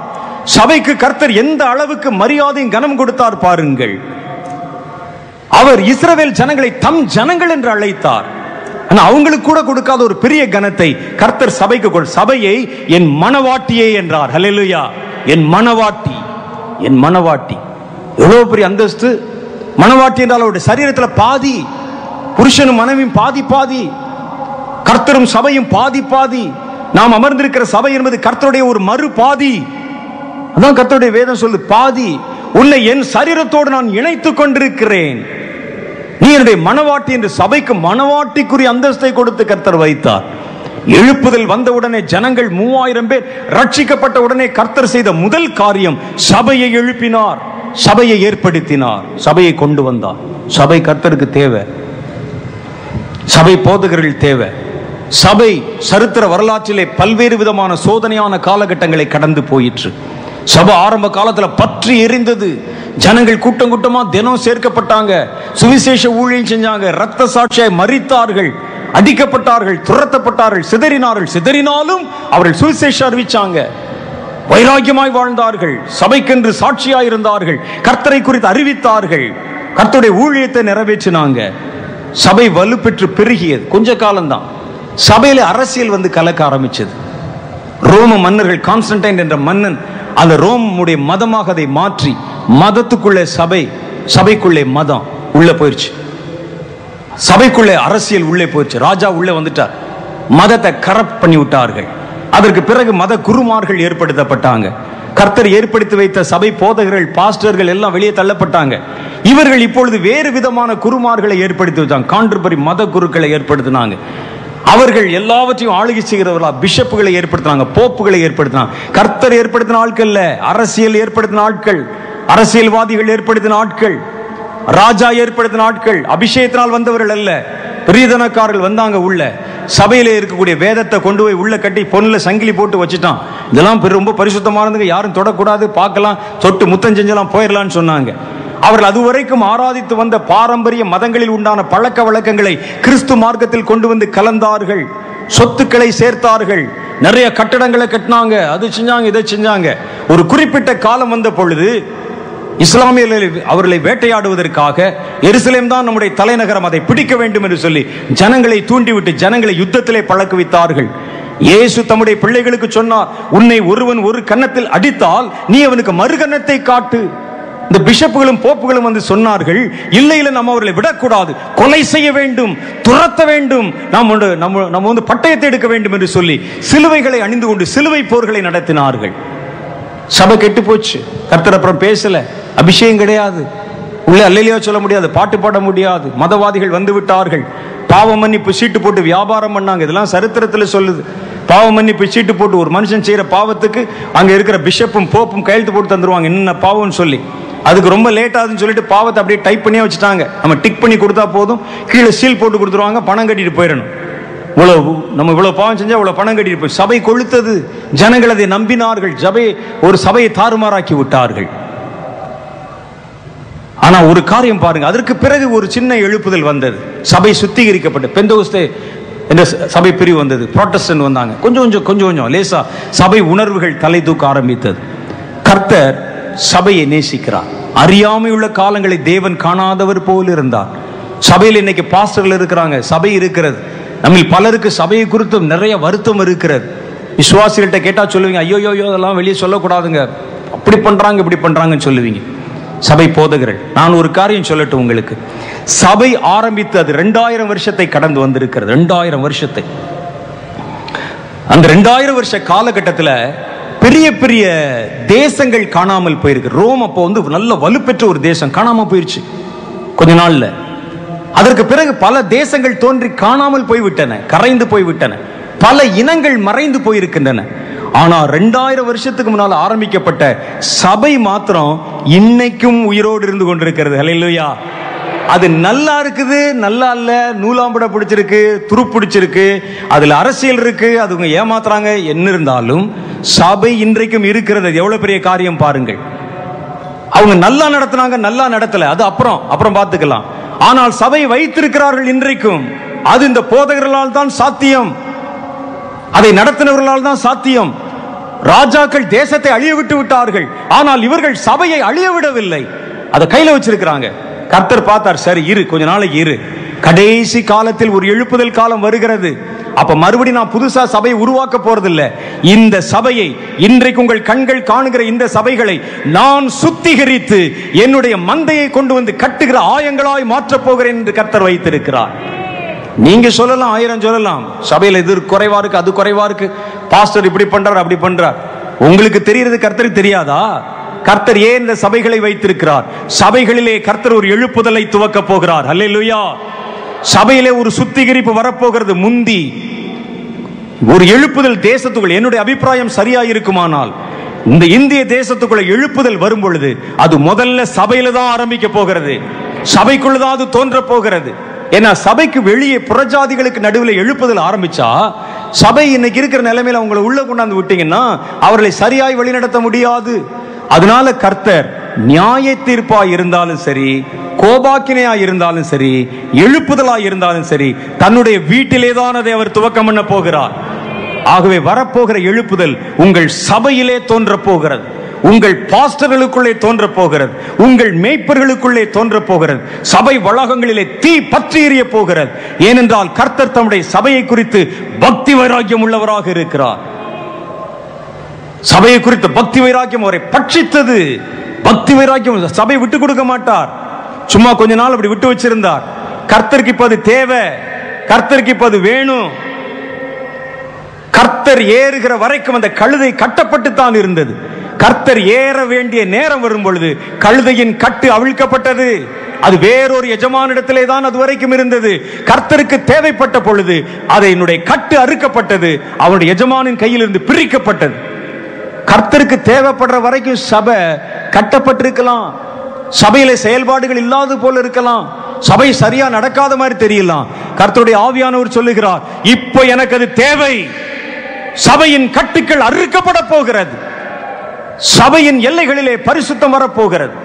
உங்கள் கண்கள் காண உங்கள் மூப்பர்களையும் மேய்ப்பர்களையும் கர்த்தர் வல்லமையின் கருவிகளாக பயன்படுத்த போகிறார். எழுப்புதல சபை வேணும். சபை இல்லாவிட்டால் காணாம போயிடும். ஏனென்றால் கர்த்தர் சொல்றார், ஜனங்கள் கிறிஸ்துவை குறித்து அறிகிற அறிவை அடையவும் கிறிஸ்துவனுடைய நிறைவான வளர்ச்சிக்கு ஏற்ற வளர்ச்சி அடையவும் கர்த்தர் சபையை ஏற்படுத்தினார். எபேசியர் 4வது அதிகாரம் 11வது வசனத்திலிருந்து படிச்சு பாருங்க. தேவனை குறித்து அறிகிற அறிவை நம்ம அடையணும். கிறிஸ்துவனுடைய நிறைவான வளர்ச்சிக்கு ஏற்ற வளர்ச்சி அடையணும்னா அதற்காய்த்தான் கர்த்தர் சபையை ஏற்படுத்தினார். சபையிலே கர்த்தர் 5 ஊழியங்களை வைத்திருந்தார். இன்னைக்கு சபையில் 5 ஊழியங்களை காண முடியவில்லை. சபையில 1-2 பேர் தான் இருக்கிறாங்க. இதுவரைக்கும் நீங்கள் கண்ட சபை.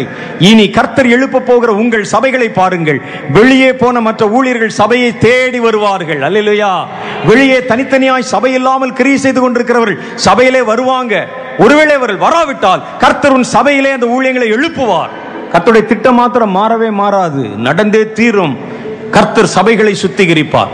ஆகவே இன்றிலிருந்தே நீங்க உங்க சபைக்கு ஜெபம் பண்ண ஆரம்பிச்சிடணும். ஒரு எழுப்புதல் அலை வரும் பொழுது, ஒரு எழுப்புதல் தீ வரும் பொழுது, கர்த்தருடைய வைராக்கியம் தேசத்தில் விதைக்கப்படும் பொழுது, அது உன் சபையை சந்திக்கும் பொழுது ஒருவனும் அதற்கு விரோதமாக எதிர்த்து இன்னும் பேச முடியாது. கர்த்தர் யாவரையுடைய கட்டுக்களையும் அறுத்து உன் சபையிலே கர்த்தர் தம்முடைய வல்லமையை வெளிப்படுத்த போகிறார். அது வரும். சபை தேவனுக்கு என்று சாட்சியாக எழும்பும். 3வது யார் வேணும்? 3வது எழுப்புதலை ஜனங்களுக்குள்ளே கொண்டு போகிறவர்கள் வேணும். அது இல்லாட்டா எழுப்புதல் நின்று போயிடும். வேல்ஸ்ல நடந்த எழுப்புதல் ஏன் நின்று போனது? ஒரு வருஷத்துல 1,50,000 பேர் சபையிலே சேர்க்கப்பட்டிருந்தார்கள் என்று சரித்திரத்தில் குறிப்பில் எழுதி வச்சிருக்காங்க. வேல்ஸ்ல 1,50,000 பேர். இந்த 1,50,000 பேர்ல பாதிக்கு பாதி கூட வேணாம், 4ல் 1 பங்கு விசுவாசிகளாவது சுவிசேஷத்தை அறிவிக்கிறவர்களாக புறப்பட்டு போயிருந்தால், அவர்கள் அனுப்பப்பட்டிருந்தால் உலகம் முழுசையும் சுவிசேஷமயமாக்கி இருப்பாங்க. நம்முடைய கண்கள் காண இனி வரப்போகிற இந்த எழுப்புதல் ஒரு சின்ன கூட்டத்துக்குள் அடங்கி போய் விடுகிறதில்ல. மெட்ராஸ்ல ஆரம்பிச்சு கன்னியாகுமரியோடு முடிந்து விடுகிறதில்ல. இது உலகத்தின் கடையாந்திரங்கள் வரைக்கும் கடந்து போக வேண்டியது. அப்ப கர்த்தர் அடுத்து 3வது கூட்டம் யாரை எழுப்ப போகிறார்? தேவன் தம்மை குறித்து அறிவிக்கிறவர்களை, தம்முடைய சாட்சியாய் கர்த்தருடைய வசனத்தை சொல்லுகிறவர்களை, சுவிசேஷத்தை ஜனங்களுக்குள் கொண்டு போகிறவர்களை கர்த்தர் திரளாக எழுப்ப போகிறார். அல்லேலூயா. அது போனா தான் அந்த எழுப்புதல் நிற்கும். பாருங்கள், அந்த காலத்துல சபை நல்லா இருந்துச்சு, எல்லாருக்கும் சந்தோஷம். ஏனென்றால் இந்த அபிஷேகம் என்பது ஒரு காலத்தில் யூதர்களுக்கு மாத்திரம் தான் கிடைக்கும். பழைய ஏற்பாடு காலத்தில் பாருங்க, வேற யாரையும் கர்த்தர் அபிஷேகம் பண்ண மாட்டார். அவன் எருசலேம்ல அவன் இஸ்ரேல்காரனா இருக்கணும், வேற யாரையும் கர்த்தர் அபிஷேகம் பண்ண. அதிலும் அவர்கள் ஊழியத்திற்கு அழைக்கப்பட்டவர்கள் மேலதான் அபிஷேகம் இருக்கும். ஆனா முதல் முறையாக பார்க்கிறார்கள் அந்நியர்கள் மேல, புறஜாதியினர் மேல கர்த்தருடைய ஆவியானவர் இறங்குகிறார். சந்தோஷம், அவர்களுக்கு எல்லை இல்லாத சந்தோஷம். ஒரு பிரதான ஆசாரியனை அபிஷேகிக்கிற மாதிரி, தாவீதை அபிஷேகிச்ச மாதிரி, ஒரு தீர்க்கதரிசிகளை அபிஷேகித்த மாதிரி, ஏசாயாவை, எரேமியாவை, எசேக்கியேலை அபிஷேகித்த மாதிரி கர்த்தர் எங்களையும் அபிஷேகித்த சந்தோஷம். சந்தோஷத்துல அப்படி உட்கார்ந்துட்டாங்க. என்ன செய்யலாம் என்று யோசித்தார்கள். எல்லாம் பேசினாங்க. எல்லாவற்றையும் நம்ம இருக்கிற காசெல்லாம் கொண்டு சோறு கண்ட இடமே சொர்க்கங்க. ஒரு பக்கம் ஜெபம் நடந்துகிட்டே இருக்கட்டும், ஒரு பக்கம் ஓலை வெந்துகிட்டே இருக்கட்டும். ஜெபிக்க, சாப்பிட, ஜெபிக்க, மறுபடியும் துதிக்க, அவர்கள் அப்படி சந்தோஷமா நம்ம ஒரு கம்யூனிட்டியாக இருக்கலாம்னு சொல்லி சபையை ஒரு கம்யூனிட்டியா மாத்தினாங்க. எல்லா பணத்தையும் கொண்டாந்து மொத்தமா அப்போஸ்தலர்கள் பாதத்தில் வச்சாங்க. எல்லாருக்கும் அதை பிரித்து கொடுத்தார்கள். பிரித்து ஒருவனுக்கும் ஒன்றும் குறைவாய் இருக்கவில்லை.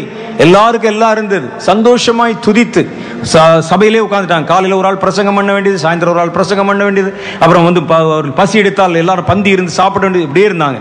கர்த்தர் பார்த்தார், இப்படி நடந்தால் எழுப்புதல் நின்று போய்விடும். ரட்சிக்கப்பட்டவர்கள் கொஞ்ச நாள் தான் சபையில வந்துகிட்டே இருப்பாங்க, அப்புறம் அந்த ரட்சிப்பு நின்று போய்விடும். சபைக்கு வந்தவர்கள் தான் ரட்சிக்கப்பட்டாங்க. சபைக்கு வந்தவங்க தான் ரட்சிக்கப்பட்டாங்க. வெளியே போய் யாரும் சொல்லல. அப்போஸ்தலர்கள் இங்கும் அங்கும் எங்கேயாவது சர்ச்சுக்கு போகும்போது, கோயிலுக்கு போகும்போது யாரையாவது பார்த்தா சுகமாக்கி இருக்கிறாங்க. வெளியே போய் அதிகமா பிரசங்கம் பண்ணல அவர்கள். உள்ளுக்குள்ள வந்தவர்கள் தான் ரட்சிக்கப்பட்டாங்க. கர்த்தர் பார்த்தார், இது சரிப்படாது. சபைக்கு ஒரு உபத்திரவத்தை அனுமதித்தார். உபத்திரம் வந்து சபை சிதறி ஓடி போனது. ஜனங்கள் சிதறி போனாங்க. ஒரே இடத்துல உன்னை உட்கார வச்சா தானே தப்பு. சிதறி ஓடி போனார்கள். 8வது அதிகாரம் சொல்லுகிறது, சிதறி போனவர்கள் எங்கும் திரிந்து சுவிசேஷத்தை பிரசங்கம் பண்ணினார்கள். அல்லேலூயா. கர்த்தர் சபை சுவிசேஷத்தை பிரசங்கம் பண்ண வேண்டும். ரட்சிக்கப்படுகிறவர்கள் கர்த்தருக்கு என்று சாட்சியாய் நிற்க வேண்டும். அவர்கள் அறிந்த கிறிஸ்துவை மற்றவர்களுக்கு அறிவிக்க வேண்டும். இது 3வது கூட்டம். இது வேணும் இந்த எழுப்புதலுக்கு. அவர்கள் வரணும், கர்த்தருடைய வார்த்தையை ஜனங்களுக்கு சொல்லணும். ரத்தமே சிந்துகிறதா இருந்தாலும் கர்த்தருடைய வசனத்தை சாட்சியாய் அறிவிக்க வேண்டும். அப்படிப்பட்ட ஒரு கூட்டத்தை கர்த்தர் இந்த எழுப்புதலுக்காக தேடுகிறார். எழுப்புதல் எந்திரிப்பாங்க அவங்க. இவர்கள் எந்திரித்தால்தான், இவர்கள் எழுந்திருத்தால்தான் உலகம் முழுவதும் இந்த எழுப்புதல் போவதற்கு உண்டான சாத்தியங்கள் இருக்கிறது. சுவிசேஷ பாரம், சுவிசேஷ தாகம் ஜனங்களுக்குள் வரும். கர்த்தர் பாருங்க இதை எவ்வளவு நேர்த்தியாய் செய்திருக்கிறார்னு. இந்தியால தமிழர்களுக்கு நடுவில் இருந்து தோன்றுகிற எழுப்புதல், தமிழர்களுக்கு நடுவில் தோன்றுகிற எழுப்புதல் உலகம் முழுசும் போகணுமா? உலகம் முழுசும் போகணும். இவர்களை சீட்டு போட்டு இப்படி நீ இந்த ஊருக்கு போ அந்த ஊருக்கு போனா அனுப்ப முடியாது, கஷ்டம். எழுப்புதல் வரும், போகணும். அதுக்கு முன்பாக கர்த்தர் என்ன செய்கிறார்? தமிழ் பேசுகிற ஜனங்களை, இந்தியர்களை உலகம் முழுவதும் இருக்கிற தேசங்களில் அவர்களை அனுப்பி வைத்திருக்கிறார். நீங்க நல்லா பாருங்க, எல்லா நாட்டிலும் எந்த தேசத்துக்கு போனாலும் அங்கே நீங்கள் தமிழர்களை பார்க்க முடியும். அல்லேலூயா. வேற ஆட்களை பார்க்க முடியாது, ஜாஸ்தி பார்க்க முடியாது. தமிழர்கள் ஒரு கம்யூனிட்டியாவே இருப்பான். அங்க ஒரு சங்கம் வச்சிருப்பான், ஒரு தமிழ் சங்கம் என்று வைத்து அதுல டான்ஸ் ஆடிட்டு இருப்பாங்க. ஏதாவது ஒண்ணு இருக்கும். தமிழர்கள் இல்லாத இடமே கிடையாது. எல்லா தேசத்துல, துபாய் போய் பாருங்க, மத்திய கிழக்கு ஜெர்மன் போய் பாருங்க, எல்லா தேசத்திலும் இருப்பார்கள். வட துருவத்தில் கூட இருக்கிறாங்களாம் தமிழ் குடும்பங்கள், தமிழ் பேசுகிற குடும்பங்கள் வட துருவத்தில் கூட இருக்கிறாங்க. அங்கே விஞ்ஞான காரியத்திற்காக, அங்கே இருக்கக்கூடிய இயற்கை சூழ்நிலைகளை ஆராய்வதற்காக 3 தமிழ் குடும்பம் அங்கே போய் இருக்கிறாங்களாம். அப்ப தமிழர்கள் போகாத இடமே இல்லை. ஏன் போயிருக்கிறாங்க அவங்க? ஏன் கர்த்தர் அவர்களை கொண்டு ஸ்ரீலங்காவில் ஒரு பெரிய பிரச்சனை கர்த்தர் உண்டு பண்ணி அங்க இருக்கிற தமிழர்களை கர்த்தர் சிதறி போக பண்ணி பல இடங்களை கொண்டு வச்சுட்டார்.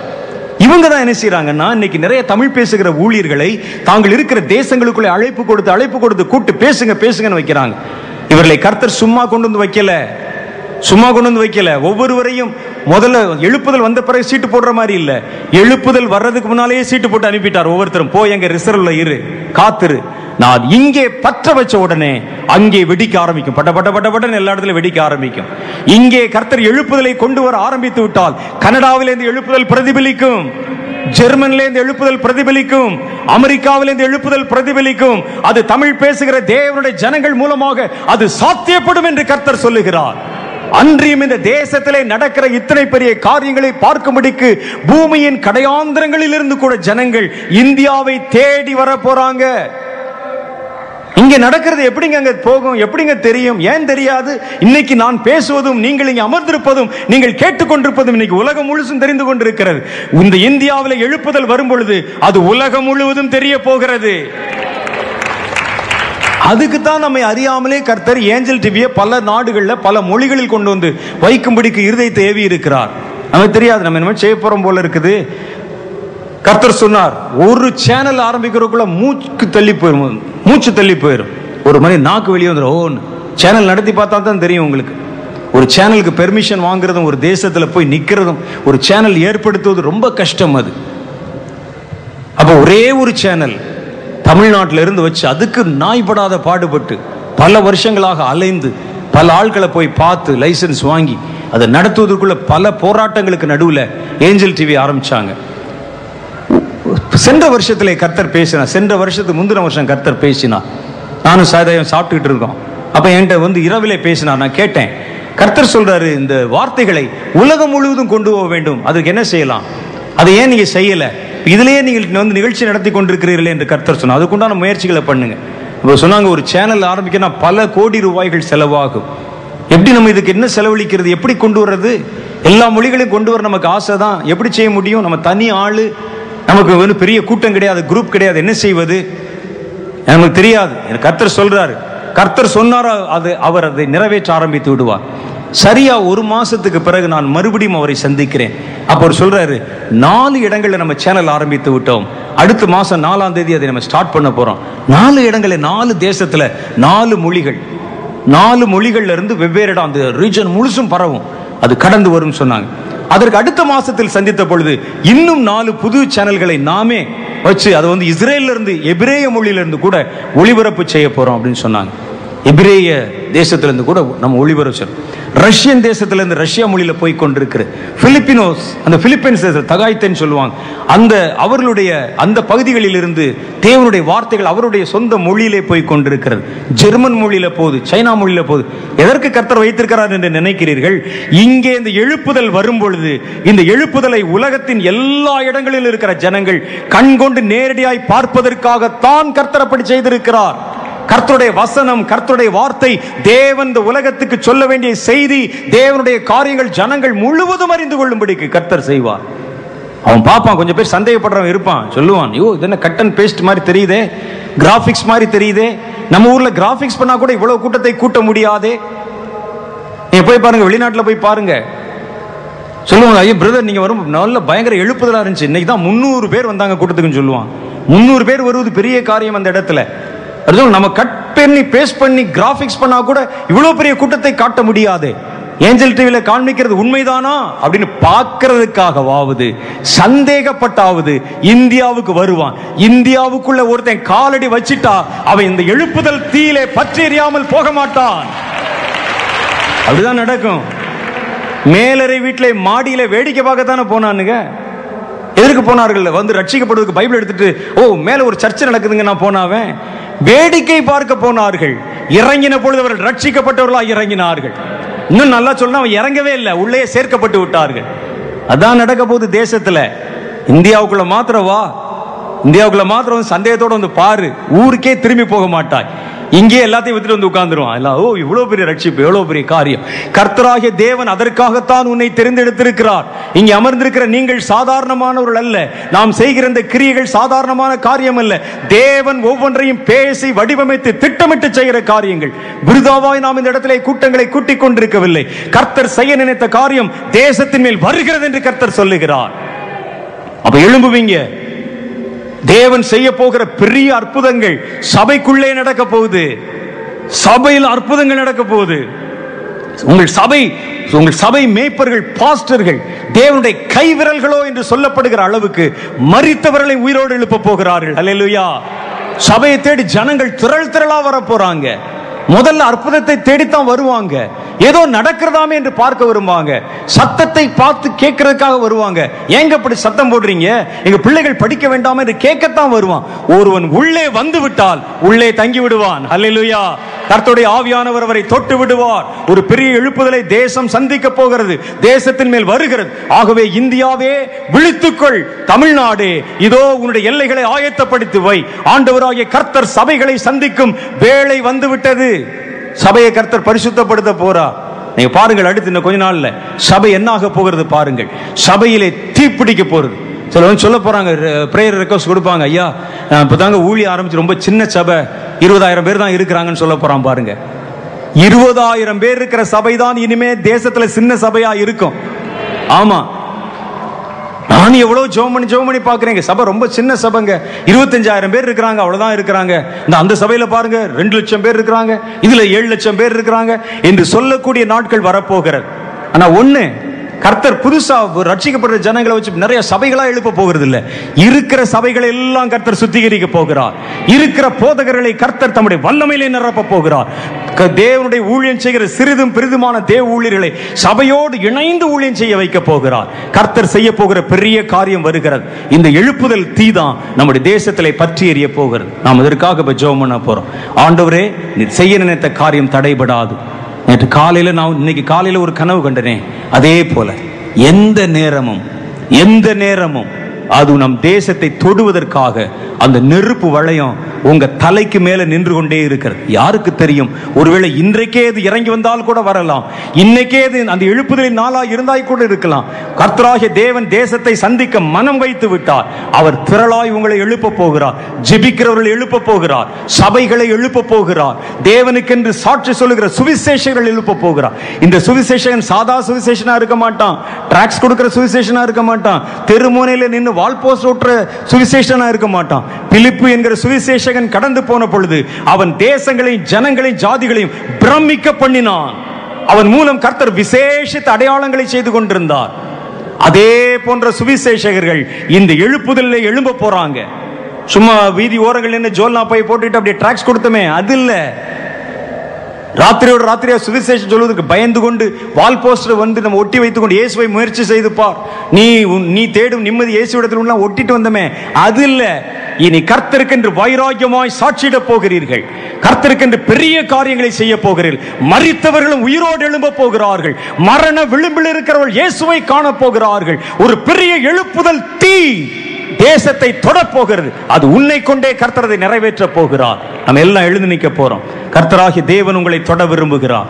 உன்னை ஒரு ஜெபிக்கிற வீரனாக, ஒருவேளை நீங்க சபை போதகராக இருந்தா உங்க சபையை ஒப்பு கொடுங்க. இன்னைக்கு கர்த்தர் உங்கள் சபையை நிரப்ப போகிறார். அதை உங்கள தான் ஆரம்பிக்க போகிறார். உனக்குள்ளே கர்த்தர் இந்த நெருப்பை வைத்து உன்னை அனுப்ப போகிறார். பாருங்க, சில இடத்துல ஒரு ஆள் மேல தீ வச்சுட்டாங்கன்னு வச்சுங்க, சாதாரண தீ வச்ச ஆளு ஒரு வீட்டுக்குள்ள ஓடி வந்தா என்ன நடக்கும்? வீடு பிடிச்சி எரிஞ்சிரும். சில பெண்கள் ரொம்ப கொடுமை தாங்காம தன்னுடைய சரீரத்தில் தீ வச்சிருவாங்க. தீ வச்ச பிறகு தான் யோசிப்பாங்க, ஐயோ தீ வச்சிட்டமே, ஓடி போய் புருஷனை கட்டி பிடிச்சிருவாங்க. அல்லது பக்கத்துல மாமியா இருந்தா ஓடி போய் கட்டி பிடிச்சிருவாங்க, மாமி வா சேர்ந்து போகலாம் அப்படி. தீ பிடிச்சவன் அப்படிதான் உள்ள ஓடிடுவான். உள்ள ஓடி யாரை தொட்டாலும் தீ பிடிச்சிரும். இன்னைக்கு வந்திருக்கிற பாஸ்டர்களை கர்த்தர் அந்த தீயில இல்ல, எழுப்புதல் தீயில நிரப்பி நீங்க சபைக்குள்ள ஓடுனா என்ன யோசிச்சு பாருங்க. சபைக்குள்ள ஓடினால் சபை பற்றி கொள்ளும். அல்லேலூயா. நீ தொடுகிறவன் எல்லாம் பற்றி கொள்ளுவான். அல்லேலூயா. அதான் நடக்க போகுது. ஒரு காலத்துல கொஞ்ச நாட்களுக்கு முன்னால் அபிஷேகம் வந்துச்சு. கர்த்தருடைய அபிஷேகம் இறங்கணும்னே சபையை விட்டு ஓடி போயிட்டான் வெளியே. அதுதான் நம்ம செஞ்ச தப்பு. போதவர்கள் சொல்லுவாங்க, ஆவியின் அபிஷேகம் பெற்ற உடனே சபையை விட்டு ஓடி போய் விடுவார். ஓடி போய் வெளியே அவன் ஒரு சபை போட்டுருவான் பக்கத்துல.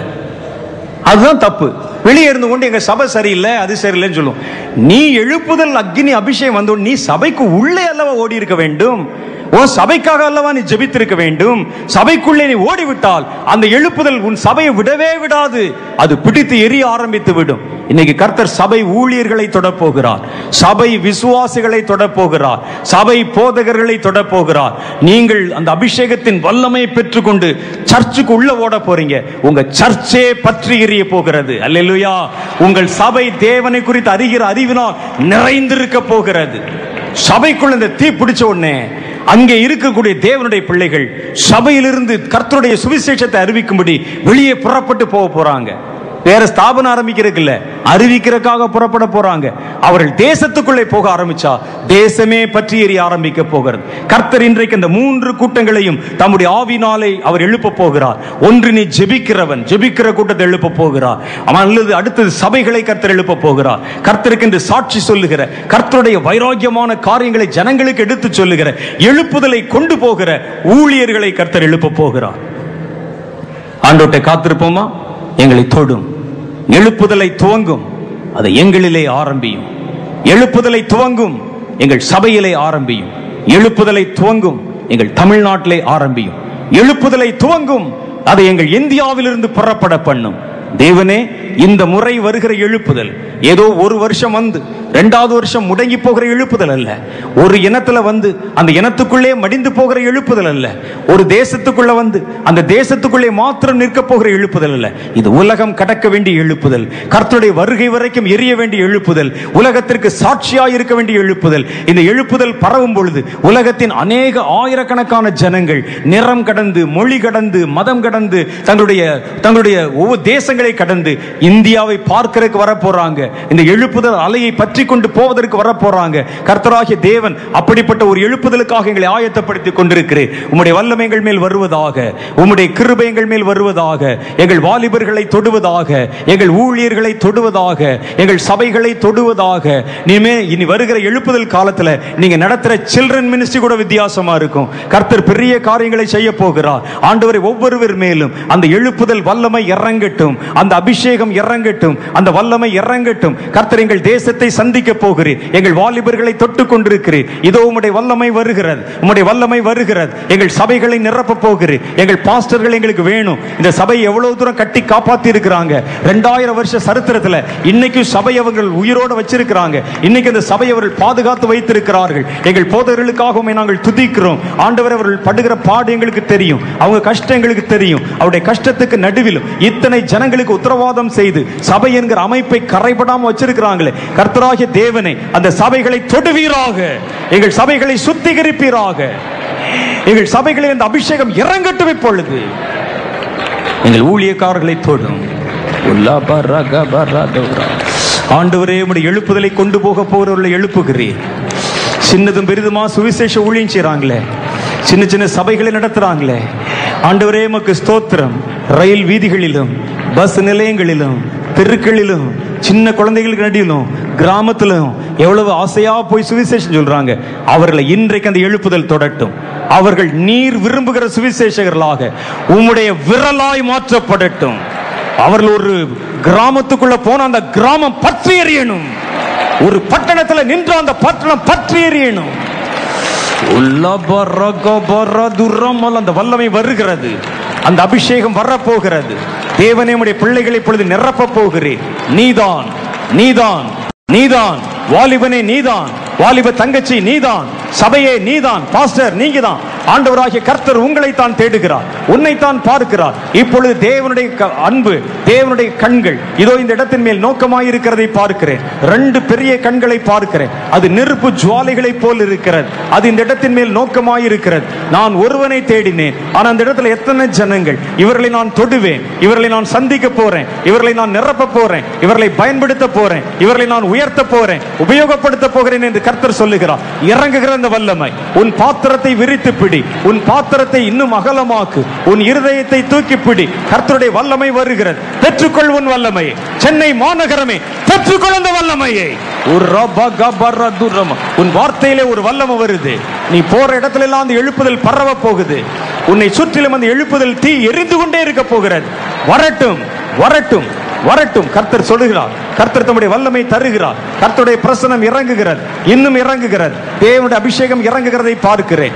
மெல்லிய ஒரு பனி காற்றை போல, மெல்லிய ஒரு பனி காற்றை போல இந்த இடத்துல இறங்கி வருகிறதை பார்க்கிறேன். அன்றியும் வானங்கள் திறக்கப்படுவதையும், அங்கிருந்து புகை மண்டலமாக, புகை மாதிரி காலிலே தோன்றுகிற அந்த மூடு பனி மாதிரி ஒரு மேகம் கீழ் நோக்கி இறங்கி வருகிறது. என் தரிசன கண்களால் பார்க்கிறேன். நான் உங்களை ஏமாற்றுவதற்கு எதையும் சொல்லல, நான் சும்மா கனவு கண்டு சொல்லல, கற்பனையா சொல்லல. கர்த்தர் இங்கே வருகிறார். இந்த நாளில் அவர் உங்களை சந்திக்க வேண்டும். இந்த நாளில் உங்களை நிரப்ப வேண்டும். இந்த நாளில் உங்களை மூட வேண்டும். இந்த நாளில் சிலரை அவர் முடிசூட்ட வேண்டும். கர்த்தருடைய வல்லமை வருகிறது. பெற்றுக்கொள்ள அந்த வல்லமையை, பெற்றுக்கொள்ள அந்த வல்லமை. இன்றைக்கு அனுக்கிரக காலம், இன்றைக்கு ரட்சின நாள். இறங்கட்டும் அந்த வல்லமை. புதிய பாஷைகள், புதிய பாஷை இறங்கி வருது பார்க்கிறேன். புதிய எழுத்துக்கள் மேலிருந்து கீழா இறங்கி வருது. கர்த்தர் சொல்லுகிறார், இது புது பாஷை, புது லாங்குவேஜ். இதோ அந்நிய பாஷையில கர்த்தரோடு இதோ ரகசியங்களை, மேன்மையான காரியங்களை பேசுகிற வார்த்தை இறங்கி வருது. வாய் திறந்து பேசு, வாய் திறந்து பேசு, வாய் திறந்து பேசு. கர்த்தர் அநேகர் மேலே புதிய பாஷையை தெளிக்கிறார்.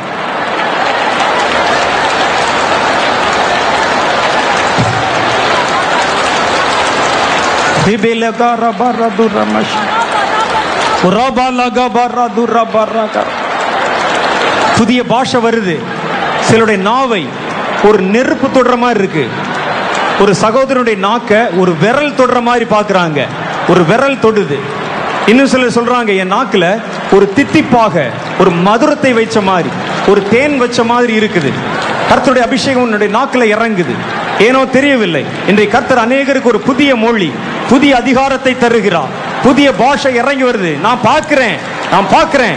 மேலிருந்து கீழாக பெற்றுக்கொள், பெற்றுக்கொள். இன்று இல்லாவிட்டால் என்றைக்கு, நீ இல்லாவிட்டால் வேறு யார்? பெற்றுக்கொள். வயசு முக்கியம் இல்ல, வயசு முக்கியம் இல்ல. நீ 10 வயசு குழந்தையா இருக்கலாம், 4 வயசு குழந்தையா கூட இருக்கலாம். கர்த்தர் உன்னை சந்திக்க விரும்புகிறார். கர்த்தர் உன்னை நிரப்ப விரும்புகிறார். கர்த்தர் உன்னை தொட விரும்புகிறார். இறங்குது, இறங்குது, இறங்குது அந்த வல்லமை, இறங்குது அந்த வல்லமை, இறங்குது அந்த வல்லமை. ஓ ஜீசஸ், வல்லமை இன்னும் இன்னும் நல்ல இப்ப நல்லா பேசி பாருங்க. ஒரு புதிய மொழி, புதிய பாஷை உங்களுக்குள்ள வருது. உங்களுக்குள் வருகிற இந்த பாஷையை பார்த்து பிசாசு பயப்பட போறான். சாத்தானுடைய அரண்கள் இடிந்து விழ போகிறது, இடிந்து விழ போகிறது. எரிகோவின் அலங்கங்களை இந்த பாஷை தான் தகர்த்து விழ பண்ண போகுது. Thank you Lord. அதிகாரங்கள் விழப்போகிறது, ஆட்சியாளர்களை துரத்த போகுது. கர்த்தருடைய வல்லமை பொல்லாதவர்களை விரட்ட போகிறது. அநேகரை கட்டவும் கட்டவிழ்க்கவும் போகிறது. இறங்குது, இறங்குது. பெற்றுக்கொள்ள அம்மா, பெற்றுக்கொள் சகோதரனே, பெற்றுக்கொள்ளுங்க என்னுடைய உடன் ஊழியக்காரர்களே. இறங்குது இந்த வல்லமை. இன்னும் வல்லமையா, இன்னும் வல்லமையா, இன்னும் வல்லமையா. ஓ ஜீசஸ், ஜீசஸ். கர்த்தர் தொடுகிறார், கர்த்தர் தொடுகிறார், கர்த்தர் தொடுகிறார்.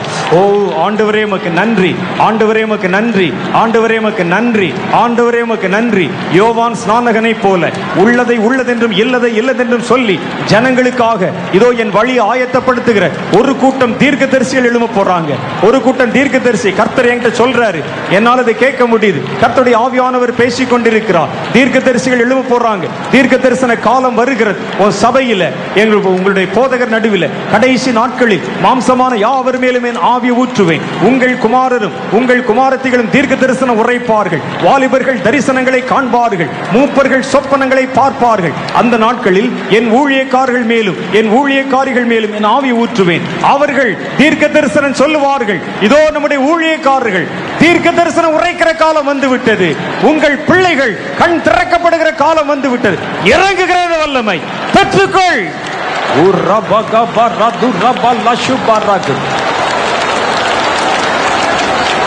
அக்னி பந்துகள், ஒரு சின்ன உள்ளங்கை அளவில் இருக்கக்கூடிய அக்னி பந்துகள் மேலிருந்து கீழாக இறங்குகிறதை பார்க்கிறேன். அது அநேகரை தொட போகிறது, அநேகரை நிரப்ப போகிறது, அநேகர் மேல் இறங்கி வருகிறது. தேவனுடைய வரங்கள், இதுவரைக்கும் மறைக்கப்பட்டு போன வரங்கள், மறைக்கப்பட்டு போன வரங்கள். நீங்க அப்போஸ்தலர் நடவடிக்கையில் எடுத்து பாருங்க, எத்தனையோ வரங்களை பயன்படுத்தினாங்க. அவருடைய உருமால்களை கூட எடுத்து போட்டு ஜனங்களை குணமாக்கினாங்க.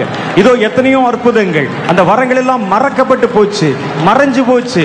ஆனா கர்த்தர் அதை இந்த தேசத்திலே உயிர்ப்பிக்க போகிறார். இந்த தேசத்திலிருந்து வரம் நிறைந்த ஜனங்கள் எழும்ப போறாங்க. வரங்கள் நிறைந்த சபைகள் வரப்போகிறது. கர்த்தர் அதை மறுபடியும் உங்களுக்கு புதுப்பித்து தருகிறார். இறங்கட்டும் அந்த வல்லமை. உங்கள் ஊழியத்தில் ஒரு புதிய பரிமாணம் வருகிறது. உங்கள் சபையில ஒரு புதிய பரிமாணம் வருகிறது. இந்த வாரமே நீங்க பாருங்க, நீங்க பேசுற செய்தி மாறி இருக்கும். கர்த்தர் உங்களிடத்தில் பேசுகிற வார்த்தைகள் மாறி இருக்கும். உங்களுடைய வல்லமையும் வரங்களும் இதோ உங்கள் சபையிலே வெளிப்பட போகிறது. இறங்கட்டும் அந்த வல்லமை, இறங்கட்டும் அந்த வல்லமை. தொடும் தொடும் தொடும். கர்த்தர் சொல்லுகிறார், அக்னியை போட வந்தேன், அது இப்பொழுதே பற்றி எரிய வேண்டும் என்று விரும்புகிறேன். எரிவதாக இயேசுவின் நாமத்தினாலே. தொடுங்க தொடுங்க தொடுங்க தொடுங்க தொடுங்க தொடுங்க. சிலர் 5 விரல்களை பார்க்கிறாங்க, 5 விரல்களை சிலர் பார்க்கிறாங்க.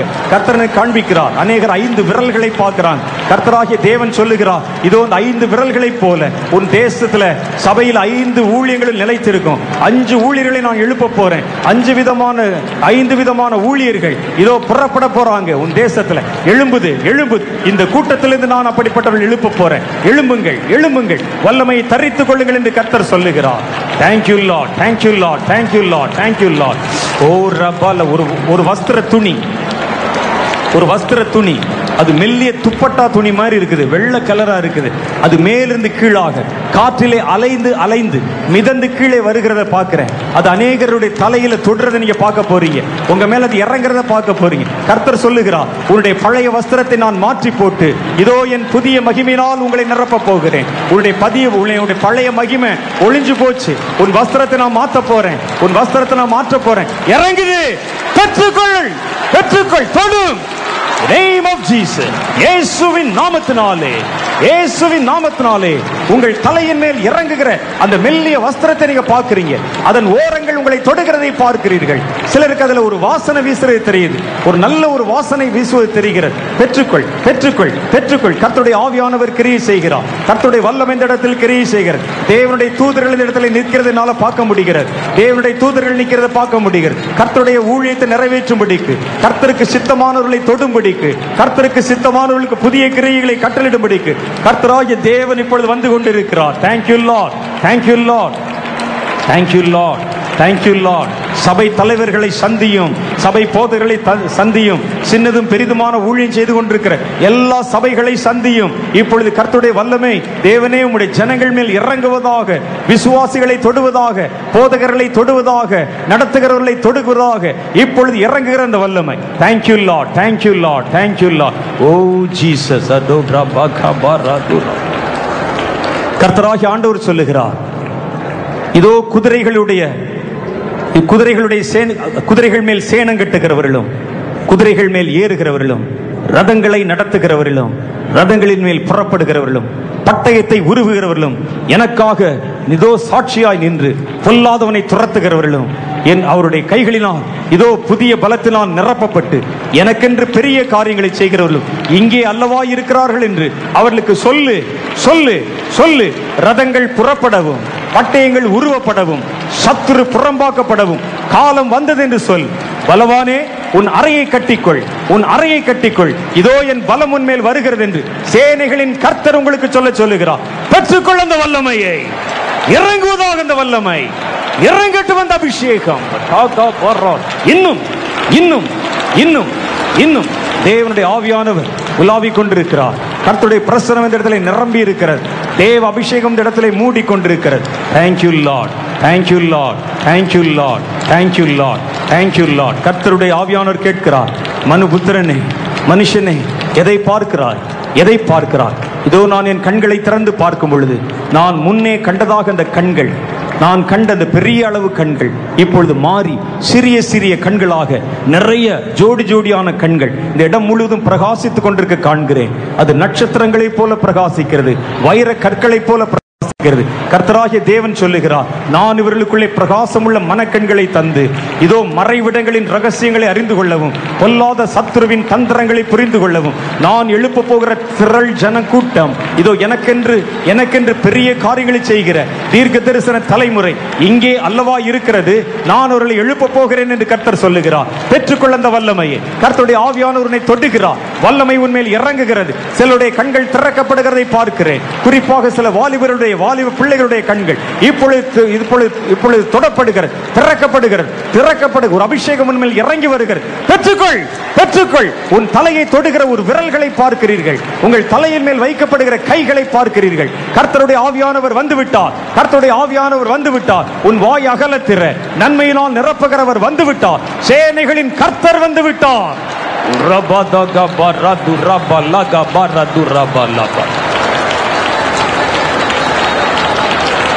ஒரே ஒரு நிமிஷம் தேவனுடைய அபிஷேகத்துக்காக, இந்த ஒரு நிமிஷம் மாத்திரம் உங்களுக்கு நான் டைம் தர்றேன். கர்த்தருடைய அபிஷேகம் உங்கள் மேல் இறங்க போகிறது. பலத்த அபிஷேகம். சிலருக்குள்ளே பிரகாசம் உள்ள மனக்கண்கள், சிலருக்குள்ளே ஒரு பலவானுடைய வல்லமை, ரதங்களில் ஏறத்தக்கதான வல்லமை, குதிரைகளை நடத்தத்தக்கதான வல்லமை, பட்டயத்தை உருவத்தக்கதான வல்லமை. இன்னும் சிலருக்குள்ளே தீர்க்க தரிசன அபிஷேகம், சிலருக்குள்ளே தேவனுடைய அதிகாரங்களும் வரங்களும். ஏதோ ஒன்று இப்பொழுது கர்த்தருடைய ஆவியானவர் உங்களுக்குள்ளே அவைகளை பகிர்ந்தளிக்க போகிறார். பெற்றுக்கொள்ள போறீங்க. சிலர் அடையாளத்தோட பெற போறீங்க. சிலர் மேல் அந்த அபிஷேகம் இறங்கும் போது நீங்க யாருங்கிறது உங்களுக்கு தெரிஞ்சிடும். கர்த்தர் உங்களை எதற்கென்று அழைத்திருக்கிறார் தெரிஞ்சிடும். Thank you Lord. இப்பொழுது இந்த வல்லமை உங்களை தொடப்போது. ஆவியானவர் சொல்லுகிறார், நான் அவர்களை வகை வகையாய் நிரப்ப போறேன். இறங்க போது அந்த வல்லமை, இறங்க போது அந்த வல்லமை. ஆயத்தமாகுங்க. பெற்றுக்கொள்ளுங்கள். பெற்றுக்கொள். அபிஷேக வல்லமை ஒரு அலை போல உங்கள் மேல் பாய்கிறதை பார்க்கிறேன். தொடும்.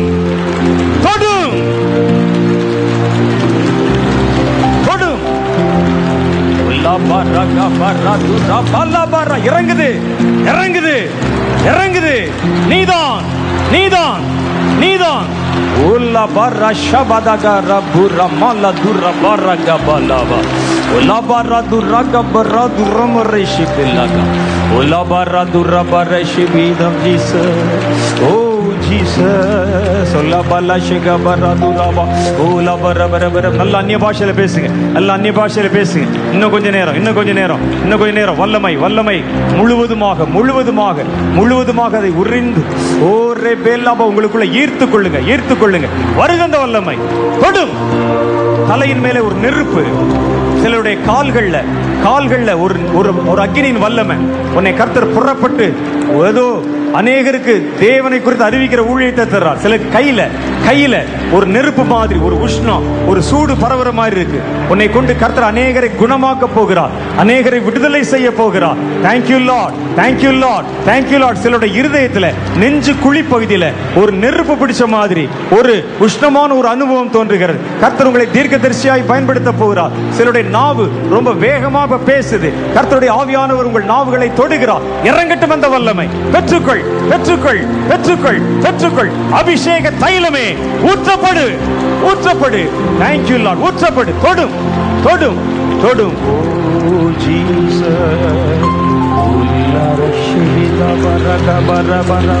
ஓ வல்லவரே.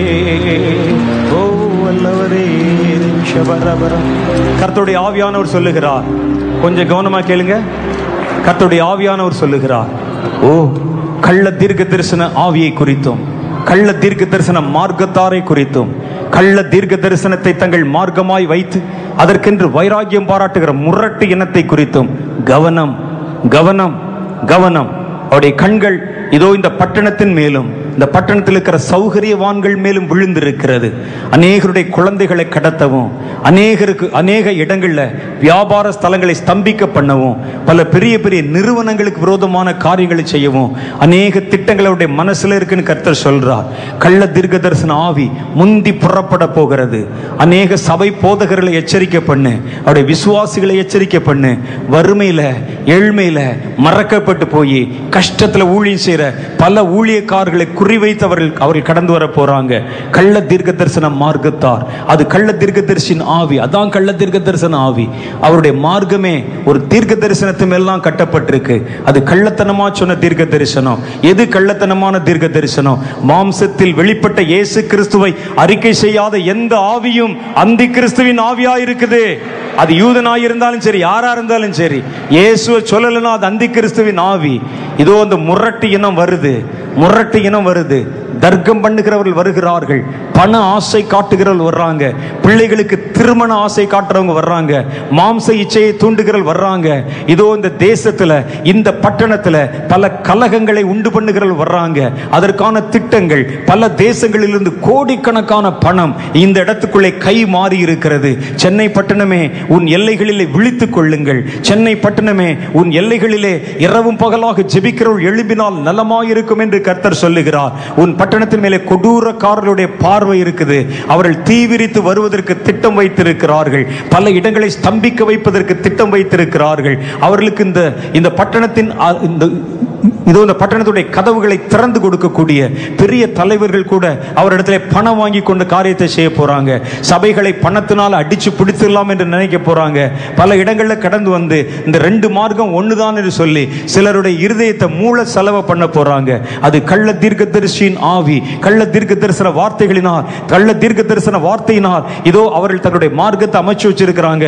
அவருடைய கால்கள் தீவிரிக்குது, தீவிரிக்குது. நான் அதை பார்க்கிறேன். அவர்கள் குதிரையில வெள்ளை நிறத்தில் இருக்கிற நல்ல உயர்ந்த ரக குதிரையில ஒரு திரள் கூட்டமா வருவதை போல ஒரு தரிசன காட்சியை நான் பார்க்கிறேன். அவர்கள் நீண்ட அங்கி தரிச்சிருக்கிறாங்க, அது கருப்பு நிறமா இருக்குது. பின்னால ஒரு பெரிய பட்டயத்தை சொருகி வச்சிருக்கிறாங்க. அவருடைய ஓரங்கள்ல 2 குத்து வாள்கள் வைக்கப்பட்டிருக்கிறது. அவருடைய முகம் மூடப்பட்டிருக்கிறது, மாஸ்க் வச்சு மூடி இருக்கிறாங்க. ஆண்டவராகிய கர்த்தர் சொல்லுகிறார், இது நான் உனக்கு அடையாளத்துக்காக காட்டுறேன். பயங்கரங்கள் செய்கிற வரப்போறாங்க. பல இடங்களில் பாஸ்டருடைய குழந்தைகளை அல்லது பாஸ்டர்களுக்கு விரோதமான காரியங்களை செய்ய போறாங்க. சபைகளுக்கு விரோதமான காரியங்களை செய்ய போறாங்க. சௌகரியவான்களுடைய குழந்தைகளை கடத்த போறாங்க. பல இடங்களில் இனி வருகிற நாட்களில் இப்படிப்பட்ட துர்ச்செய்திகளை கேள்விப்பட போறாங்க ஜனங்கள். தேசம் திடுக்கிட பண்ண வேண்டும் என்று ஒரு பெரிய தீவிரவாத திட்டம் பல காரியம் தேசத்துல பல பெரிய பட்டணங்களை குறிவைத்து காரியங்கள் வைக்கப்பட்டிருக்கிறது என்று கர்த்தர் சொல்லுகிறார். Thank you Lord, thank you Lord. முந்தி இதோ அவனுடைய தீயை அணைக்கிறவன், பொல்லாதவனுடைய கால்களை கட்டுகிறவன், முந்தி எழும்பினால் நலமாயிருக்கும் என்று கர்த்தர் சொல்லுகிறார். யாரவன் என்னுடைய பாதத்தில் காத்திருந்து இரவும் பகலாய் ஜெபித்து தன்னுடைய முழங்காலை பலப்படுத்தி கொண்டவன் அல்லவா அந்த பலவான் என்று கர்த்தர் சொல்லுகிறார். எழும்பு, எழும்பு, உன் வல்லமையை தரித்துக்கொள் என்று கர்த்தர் சொல்லுகிறார். நான் உனக்கு சிவிங்கிக்கு ஒப்பான பலத்தை கொடுத்து, சிங்கத்துக்கு ஒப்பான கர்ஜனை கொடுத்து, புதிய பலத்தினால் நிரப்பி சத்துருவை மேற்கொள் என்று சொல்லி கட்டளை தருவேன். அப்பொழுது ஒருவரும் எதிர்பாராத, எதிர்பேச முடியாத ஞானம் உன்னுடையதாகும் என்று சேனைகளின் கர்த்தர் சொல்லுகிறார். தூரம் துன்பம் வருகிறது, வேதனை வருகிறது. சபைகளிலும் இதோ ஜனங்களை நடத்துகிறவர்கள் மேலும் பல தீமையான காரியங்களை கொண்டு வரவும், சபைகளுடைய செயல்பாடுகளை முடக்கவும், சுவிசேஷம் அறிவிக்கிறவர்களை பிடிக்கவும், அநேகருடைய பெயர்களை யார் யார் எங்கே இருக்கிறாங்கிற தகவல்கள் எல்லாம் சேர்த்து வைத்துக் கொள்ளவும், அவர்கள் விரோதமான காரியங்களை கொண்டு வரவும், அவர்களுக்கு விரோதமான காரியங்களை செய்தவர்களை இரத்த காயங்களை உண்டு பண்ணவும், அநேகரை அடித்து வீதிகளிலே கூட போட்டிருக்கிற காட்சியெல்லாம் இனி வர்ற நாளில் பார்க்க போறீங்க. நான் இப்பவே பார்க்கிறேன். அநேக ஊழியக்காரர்கள், அநேக இடத்துல ஊழியம் செய்றவங்க அடிச்சு ரோட்ல தூக்கி போட்டு போறாங்க. அப்படிப்பட்ட கொடிய காரியங்கள் நடக்க போது ஆண்டவராகிய கர்த்தர் சொல்லுகிறார், அவைகள் முந்தி வருவதற்கு முன்பாக என் ஜனமே நீ விழித்துக்கொள். அப்பொழுது பலவானை நீ விழுங்கி போடுவாய், பலவானை நீ கட்டி போடுவாய், பலவானை நீ துரத்தி போடுவாய். சபைகளிலே நான் ஒரு வல்லமையை தருவேன். என் புதிய பலம் என் ஜனங்கள் மேல் இறங்கி வரும். என் ஜனங்கள் மேல் இறங்கி வரும். சபைகள் செழிக்கும். இதோ என் வல்லமை புறப்படும். என் போதகர்களை நான் கைவிடாதிருப்பேன். என் மந்தை காவல்காரர்களையும் என் மந்தை மேய்ப்பர்களையும் நானே விசாரித்து அவர்களுடைய திரியை நான் கருக்கி என்னுடைய கைகளினால் பிடித்து அவைகளை எரிய மாட்டாதபடி செய்து கொண்டிருக்கிற கரிந்து போன பகுதிகளை எடுத்து அவர்களை மறுபடியும் புதுப்பித்து புதிய தீபத்தினாலும் புதிய ஜோதியினாலும் புதிய பிரகாசத்தினாலும் உன் விளக்கை நான் கொளுத்துவேன் என்று சேனைகளின் கர்த்தர் உங்களுக்கு வாக்குத்தத்தம் பண்ணுகிறார். எழும்புகிறது அந்த வல்லமை, எழும்புகிறது அந்த வல்லமை, எழும்புகிறது அந்த வல்லமை, எழும்புகிறது அந்த வல்லமை. நானே என் ஜனங்களை கைவிடாதிருப்பேன். நானே என் ஜனங்களை சுற்றிலும் பாளையம் இறங்கி இருப்பேன். பொல்லாதவனும் என் நாமத்தை வைத்துக் கொண்டு ஜனங்களை ஏமாற்றுகிறவனும் தன்னுடைய வயிற்று பிளப்புக்காக ஊழியம் செய்கிறவனும் இந்த கொடிய காரியங்களால் பாதிக்கப்படுவார்கள். ஆனால் என் நாமம் தெரிக்கப்பட்ட என் ஜனங்களோ என்னுடைய சட்டையின் மறைவிலே சுகபத்திரமாய் தங்கியிருப்பார்கள் என்று அவர்களுக்கு சொல் என்று கர்த்தர் சொல்லுகிறார். சொல் என்று கர்த்தர் சொல்லுகிறார். யாவரையும் என்னிடத்தில் சேர்த்துக் கொள்ளும்படிக்காக என்னுடைய கரங்கள் விரிக்கப்பட்டிருக்கிறதை பார். வா வா என் மனவாட்டியே வா என்று கர்த்தர் சொல்லுகிறார். இறங்குகிறார். இறங்கு. தொடுமாண்டவரே, தொடுமாண்டவரே, தொடுமாண்டவரே, தொடுமாண்டவரே. அக்னி ஜுவாலைகளை கொண்டு தொடுமாண்டவரே.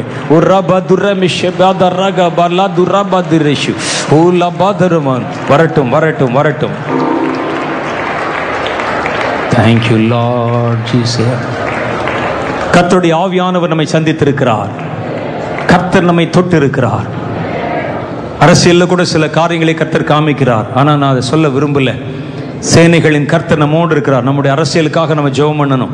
குறிப்பாக தமிழ்நாட்டு அரசியலுக்கு நம்ம ஜெபம் பண்ணணும். கர்த்தராகிய தேவன் இன்னும் சில அரசியல் ரீதியாக நடக்க போகிற சில குழப்பங்கள் வரப்போகுது நம்ம தமிழ்நாட்டுக்குள்ள. கர்த்தருடைய ஜனங்கள் முந்தியவைகளை கட்டி நம்ம ஜெபம் பண்ணணும். Thank you Lord, thank you Lord, thank you Jesus, thank you Jesus, thank you master. கர்த்தர் உங்களில் அநேக இடத்துல தரிசனங்களை தந்து பேசிக்கிட்டு இருக்கிறார். இப்போ சிலதை பார்க்குறீங்க. குறிப்பாக சில ஊழியக்காரருடைய கண்களை கர்த்தர் திறந்திருக்கிறார். சில சபை போதகருடைய கண்களில் அவங்க மனசில் கர்த்தர் பேசி கொண்டிருக்கிறார். சில விசுவாசிகளை நல்ல வளர்ந்த தீர்க்க தரிசனம் வரமுள்ள விசுவாசிகளிடத்தில் பேசுகிறார். மறைக்கப்பட்ட பல காரியங்கள் வெளிப்படுத்தப்படுது. பப்ளிக்ல சொல்ல முடியாத சில காரியங்களை கர்த்தர் பேசுகிறார். பெற்றுக்கொள், பெற்றுக்கொள், பெற்றுக்கொள். தரிசனமா நீங்க பாக்குறீங்க. சில காரியம் நடக்க போகுது. சில காரியம் நடக்க போகுது.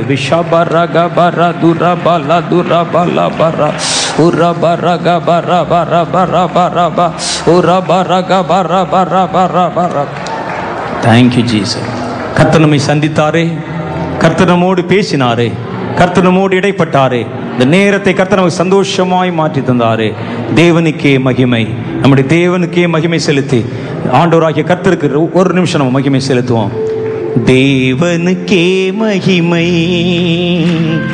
தெய்வத்துக்கே மகிமை, தேவனுக்கே மகிமை,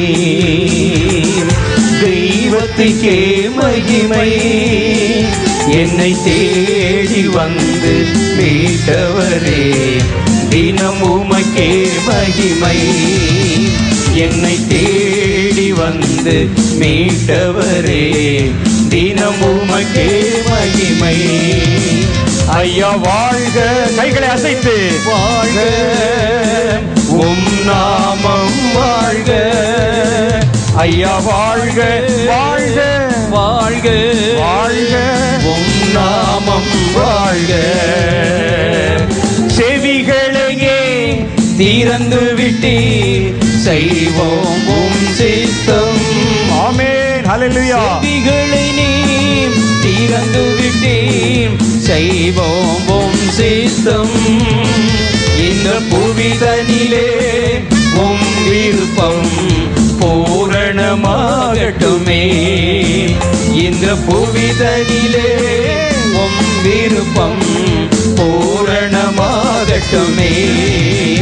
ஐயா வாழ்க, வாழ்க, வாழ்க, வாழ்க, உம் நாமம் வாழ்க. ஐயா வாழ்க, வாழ்க, உம் நாமம் வாழ்க. தேடுகிற அனைவருமே மகிழ்ந்து களி கூறட்டும். தேடுகிற அனைவருமே மகிழ்ந்து களி கூற